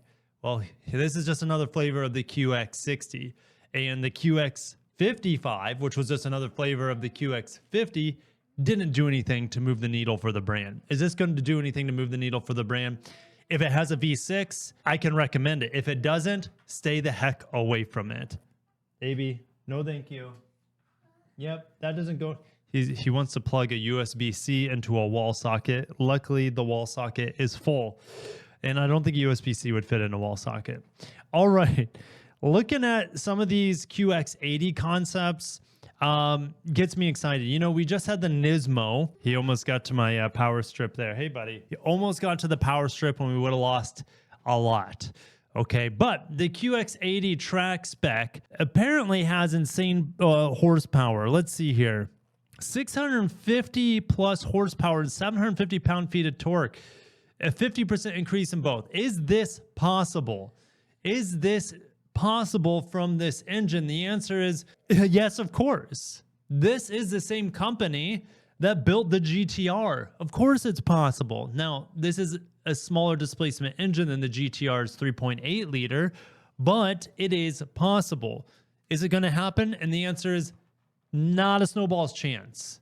Maybe we get something between the 450 we have now and the 650 they're touting. Maybe it lands somewhere around 500. Look, the Nismo just has a small performance increase. You want the beef stick? He wants it. He'll like sniff it after I open it and then probably just give it to me. Now he wants to sit on my lap with his beef stick. Apparently these gains were achieved using stock internal components through a carefully integrated engineering approach that includes upgraded compressors, a higher capacity intercooler, new fuel injectors, ram intake, and a lower restriction exhaust. Yeah, maybe they have some crazy turbo action going on here to achieve this, but I don't want to get my hopes up for it. All right, don't want to do it. It would be a competitor to something like the Escalade V, and that truck's amazing. Now, Escalade V supercharged V8. It sounds so good. It sounds like American automotive, like halls of Valhalla. Is that the right word? The halls of the champions. And that's what the Escalade V sounds like. This twin turbo V6, no matter what they do, it'll never sound as good as a V8. But man, does it look sexy. Well done, Infiniti, with this concept. I think it's got sits on 24s. And then they have a more off-roader focused. This is a Nissan Patrol, but it has been improved, obviously, for the luxury market. Put skid plates underneath. I love the lift kit here. Nissan/Infiniti needs more of this. More of this. Nissan does trucks as well as anyone. Nissan does body on frame as well as anyone in the world. You guys can debate that all you want. They can go toe-to-toe with anyone with body on frame, truck-based SUVs, and pickup trucks. What I'm seeing here, this is really, really exciting that they're doing something. Infiniti's at least doing something. Oh, thanks, bud. Oh, he's actually eating it. You know, he's been growing molars, and let me tell you, this guy's been in pain for the past like month trying to pop all his teeth out. But he's been able to eat things like bread and beef sticks that he was not able to eat a month ago. So Abe's progressing. Infiniti's progressing. The GR Corolla's progressing. What about this Dongfeng Nissan? It's an Altima with a new V-Motion front end. They call it the Tiana. And I think I'm watching him. He really wants to turn off the power strip, which kills my monitor, kills my my camera has a battery, but it also kills the studio light that's on me. But that's okay. We would just keep filming in the dark.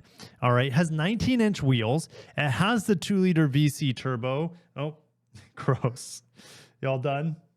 I get to inherit a beef stick here. Of course, it has a CVT that resembles an 8-speed semi-automatic transmission. It looks decent on the back, and we will be getting a new Sylphy / Sentra soon.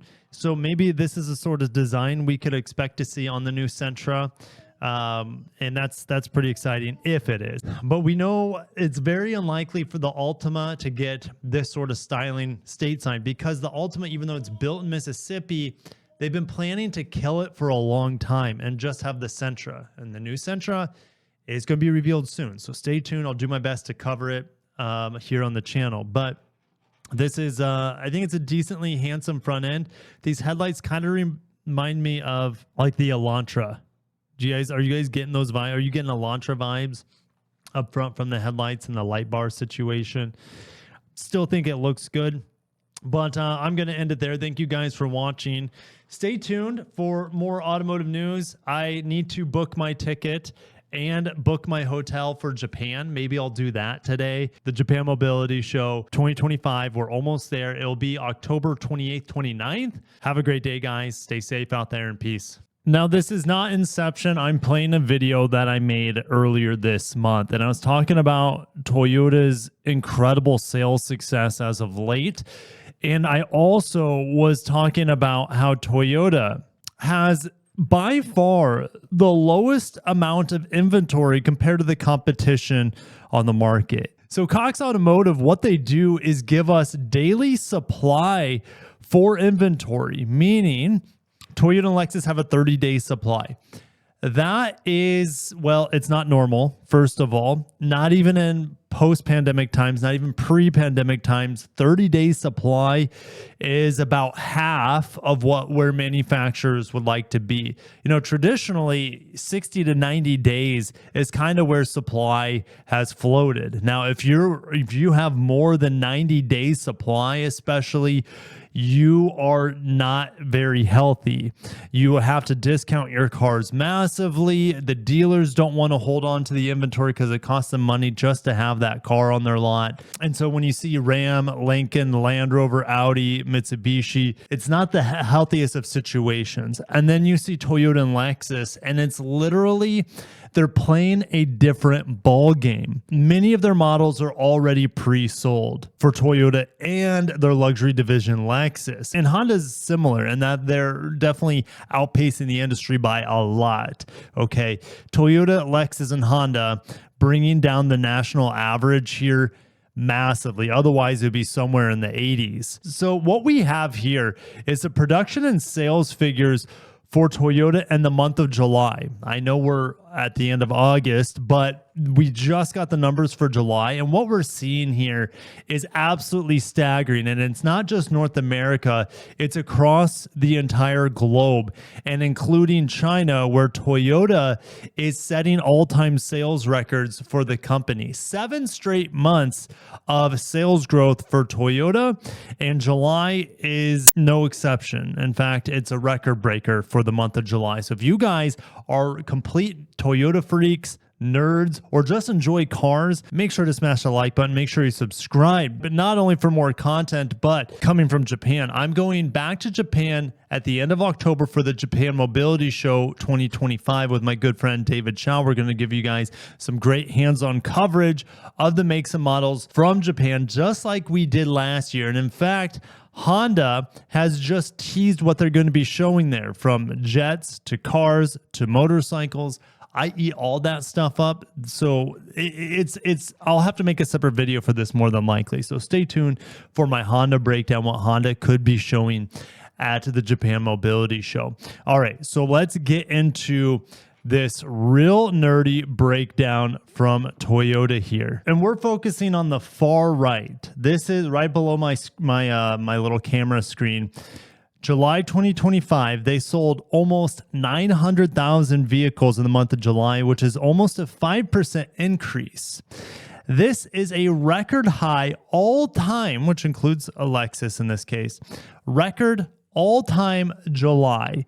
Now, if we look at sales outside of Japan, also a record. Now, inside of Japan, they're down 3.6%. Not terrible, but that's not where you want to be. Toyota outside of Japan is up 6.5%. Again, a monthly record in terms of sales. Now, look at this number here, 6,058,000. We know Toyota sells more than any other manufacturer of cars. So what we're going to do is divide by 7 times 12. They're pacing 10.3 million vehicles. That's not a record, I would say, for all-time sales for Toyota, but it's got to be close. I want to say they hit like 11 million a couple of years ago. So they're not burning that hot, but if they keep this sort of momentum up, we could see, it's possible we could see an all-time record in terms of sales, but I don't think so. I think Toyota has been like reducing their production a bit to a more sustainable level.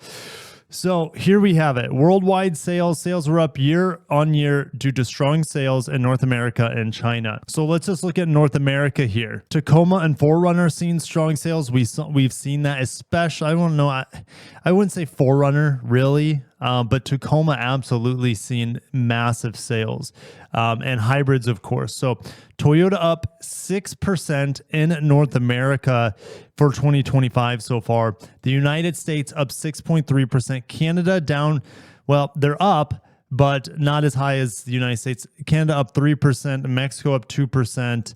And the rest, meaning Caribbean and Central America, is down about a percentage point. Very low volume, though. All right. If we go to Latin America, which I'm guessing is South America, I don't know why they just don't put South America. Maybe it includes some of Central America. I don't know what designates them here, but that's up 6%. Brazil, though, is kind of struggling. Argentina is growing quickly. All right. Europe up 1.4%. The European market right now, it's tough. It's really, really tough. The market there has been cooling for a couple years. Toyota, though, still seeing growth. The UK, though, minus 3%. France, minus 12%. Italy, up 1%. Germany, down 1%. Spain. So we're seeing massive growth in Spain here, which is helping Toyota out to stay positive. All right, Spain up 15.4%. And then the rest of Europe, which is a huge amount here, is up a 4% as well. All right. It's tough. It's tough in France when you have other French automakers like Renault, Citroën, etc. All right, UK, it's tough, right? But they do build some Corollas there in the UK.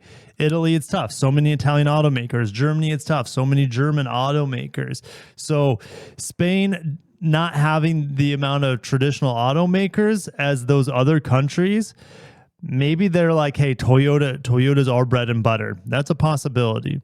All right, if we go to Asia, this is also really benefiting. I mean, they're up the most in North America, specifically the United States, okay, with how much volume they sell there.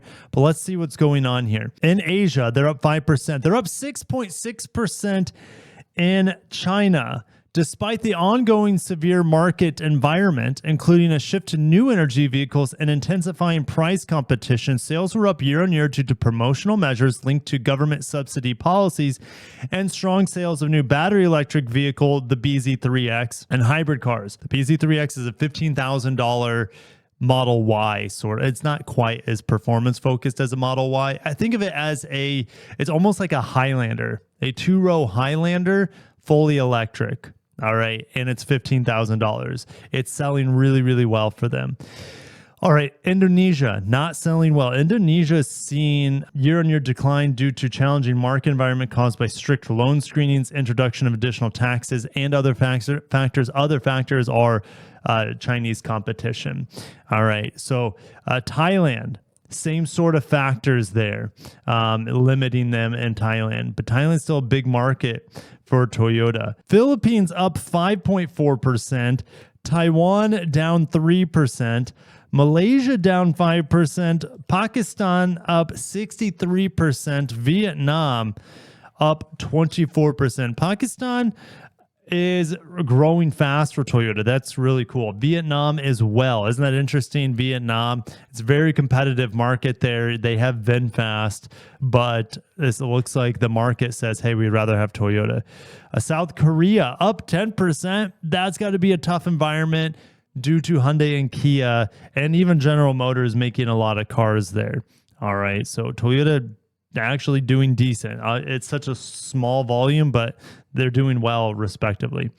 India, a massive market. Look at, they sold 182,000 vehicles there so far this year, up 13%. Toyota has a lot of opportunity to grow in India because Suzuki and Maruti Suzuki, I believe that's their joint venture there. Like they are Suzuki's the Toyota of India. They are the number one. Toyota just kind of has to hang on the coattails a little bit of Suzuki and they'll see massive success, and it looks like they are up 16%. Rest of Asia up 13%. So if we go back to Japan, remember, they were down 3.6% on the month, but they're up 10% on the year. So they're actually, something's not working out for them, even though they say demand remains steady. Something fell in July. I'm not quite sure what's going on there, but maybe the market's cooling in Japan. Overall, Japan's up 10% on the year. Oceania about neutral. Middle East up 3%. Africa up 10%. And let's keep moving. Production. Holy cow. Not only did we have a record high of sales in July, we had a record high for global production of 846,000 units. And production outside of Japan is also a record high for the month of July, up 12%. Japan down 5.5%. Maybe because of tariffs, they have been reducing volume just a little bit. It's hard to say. Okay, but up 12% in terms of production outside of Japan. Production by country, this is where it gets really nerdy and fun for me. Where are they making the most vehicles here? 95,000 units. That's up 28%. Toyota doing their best to increase production in the United States because of the tariff situation. Up 28%. But look, Canada also up 15%. Mexico, where they make the Tacoma, up 13%. Wow. Overall, up 22% on the month of July. So far this year, they're only up 7.5%. All right. But look at the Mexico production, up 48% for the Tacoma. Remember last year, they had a lot of production issues and supply chain issues with the new generation Tacoma. Well, that's all fixed now. 183,000 Tacomas have been made this year. Holy smokes. Production exceeds the previous year due to recovery from last year's production stoppage caused by recalls of the TX and Grand Highlander, as well as strong performance of hybrid vehicles by continued steady demand, as well as the Tacoma, right? They just don't talk. They didn't mention it there. All right, but that's a big thing. Production up in Latin America. They don't make that many cars there, just 28,000 for the month of July, 211,000 though so far this year. So it is substantial. I'll take my words back. They make a lot in Brazil and Argentina. They don't make, they just need to take Venezuela out of here. They stopped making vehicles in Venezuela a long time ago. All right, over in Europe, production down 6%. Not sure why. Maybe they're bringing in more cars from Japan. I mean, but July up, but that's year to date. July was up 3%. You know, they make a lot of cars in Turkey, but that's down 15%. Here's my guess. They're going to start making electric vehicles in Turkey, so maybe they're having some snags there as they switch over maybe some production lines to electric cars. That's just a guess. UK, though, up 12%. Corolla selling well in Europe. France down 5%. I didn't know that they produce cars. And I didn't know this, but the Yaris and the Yaris Cross are made in France. They also make the Yaris and Igo X in the Czech Republic. And those numbers are up huge, up about 40% on the month of July for that little Igo X and Yaris coming out of the Czech Republic. Whoa, that is insane, this production jump. All right, let's move to Asia. Toyota is up 11% in the month of July for production in Asia, and up 7% on the year. So I'm curious about China. because that is the largest market and where they produce the most. Toyota's up 17% for production in China for the month, up 13% on the year. Toyota is growing, ladies and gentlemen, in China, in a very hostile and difficult market to succeed in. 135,000 units for the month of July. Sales are up in Vietnam, but production is down. Taiwan about neutral. Malaysia up 11%. Thailand up 8%. Philippines up 5%. Indonesia up 4%, even though sales in Indonesia seems to be going the other direction. India, sales up 9%. And again, China up 17%. And whatever they're making in Pakistan is up 70%, but it's only 3,400 vehicles. And apparently they make, through Indus Motor Company, the Toyota Corolla, the Yaris, and the Yaris Cross, the Fortuner, and the Hilux. That is a ton of different models across different platforms that they make, and that's crazy. And just such a small little plant there, only 3,400 vehicles. Anyways, Myanmar, I didn't know they produce vehicles there. That's up 42%, but that 200 models, not a big deal. Cambodia, I didn't know they made vehicles there, 228 models. Toyota producing a lot in Asia, producing a lot of sales as well for the year. Africa, even production is up there, 8% on the month, 23% on the year, despite some pretty low production volume. Sales of electrified vehicles. This is always fascinating. Sales of electrified vehicles, including Lexus. If we look at standard hybrids for electrified vehicles, it's up 15% on the year, up 5% on the month. With the new RAV4 going fully hybrid, at least for our market, where they sell a crap ton of them, it's going to do really, really well. If we go to plug-in hybrids, up 30% on the year, up 40% on the month. They still don't sell hardly any plug-in hybrids, just 16,000 versus 365,000. Where's my calculator? 16 divided by 365. It's only about 4% of Toyota's total hybrid sales, including plug-in hybrid, is the plug-in hybrid. So like 95+% of their hybrids are standard hybrids, and only 4 or 5% are plug-in hybrids. Now that will change over time. How fast it will change, I guess it depends on market demand and how affordable Toyota can make their plug-in hybrids. Right now, they're very expensive. All right, battery electrics. This is going to be interesting. What are these numbers? I don't know why they're highlighted here. That was May of 2025. If we look at June and July, look at this growth. Okay, worldwide sales for BEV skyrocketed, probably due to the fact of the BZ3X. All right, but it's up 57% on the month of July. And we go back 2 months earlier, is only at 4% up. That's crazy. So 18% on the year, but they're trending higher and higher and higher due to Japan. Sorry, due to China. I look at Japan and they're down 73% on BEVs. That's a joke. They don't care about BEVs in Japan. They sold 45 units of BEVs in Japan. Complete joke. Sales outside Japan, almost 100,000 units so far this year, up 20% cumulatively. As a former Lexus master sales consultant, this is where I really geek out as well. How's Lexus doing? Lexus is, the GX is a new product. The ES is coming out the beginning of next year. What does Lexus have that's really new and fresh and invigorating? Not a lot, to be honest. They're kind of stagnant with new product right now until the new ES comes out, until the new ZC comes out. And yes, this was just trademarked today. So not LF, that's Lexus Future, but Lexus ZC. Let me see if I can pull it up. European Patent Office.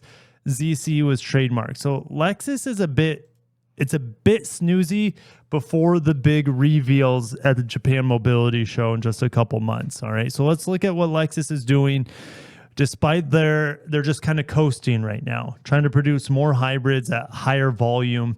And we look at the worldwide sales, they're up 5% on the year, up 3% on the month. Japan for Lexus, it's a smaller market. It's about 1/10 of their total sales globally. They're down 3% in Japan, but we know sales overall for Toyota and Lexus is down in Japan. Sales outside of Japan, up 5%, 6% on the year, up 4% on the month.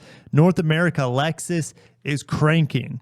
They're on pace to beat last year's all-time sales record year. They're looking to outpace that even. So up 8.5% on the year, up 10% on the month, continuing to just chug through the sales. Latin America, up 20% on the month, 17% on the year. Europe, up 2.5%. The hardest market in the world, maybe China, in the luxury segment to compete, right, is Europe. They have Mercedes-Benz, they have BMW, they have Jaguar, Land Rover, etc. All right, it's a very hostile environment for Lexus to compete there, and they're doing it. They're still growing. They're still a small player there, but they're still growing. Up 8% on the year, up 2.5% on the month. Asia.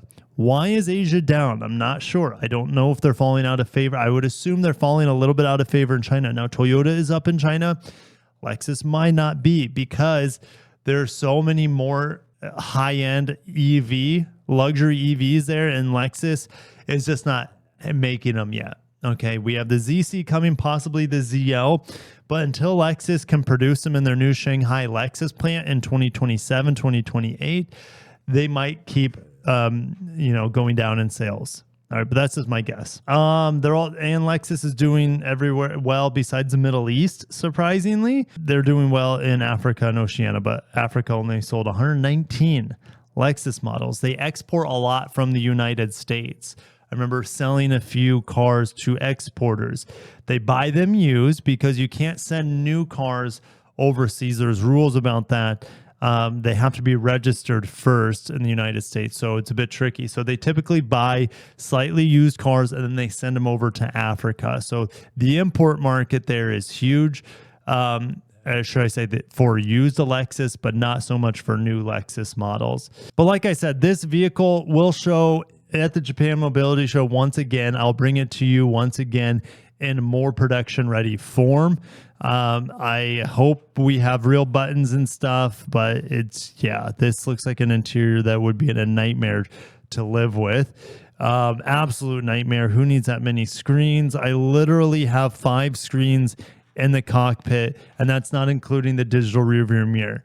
Yikes. And maybe 7. And if you include the digital rearview mirror and this little panel here, it could be 7 screens.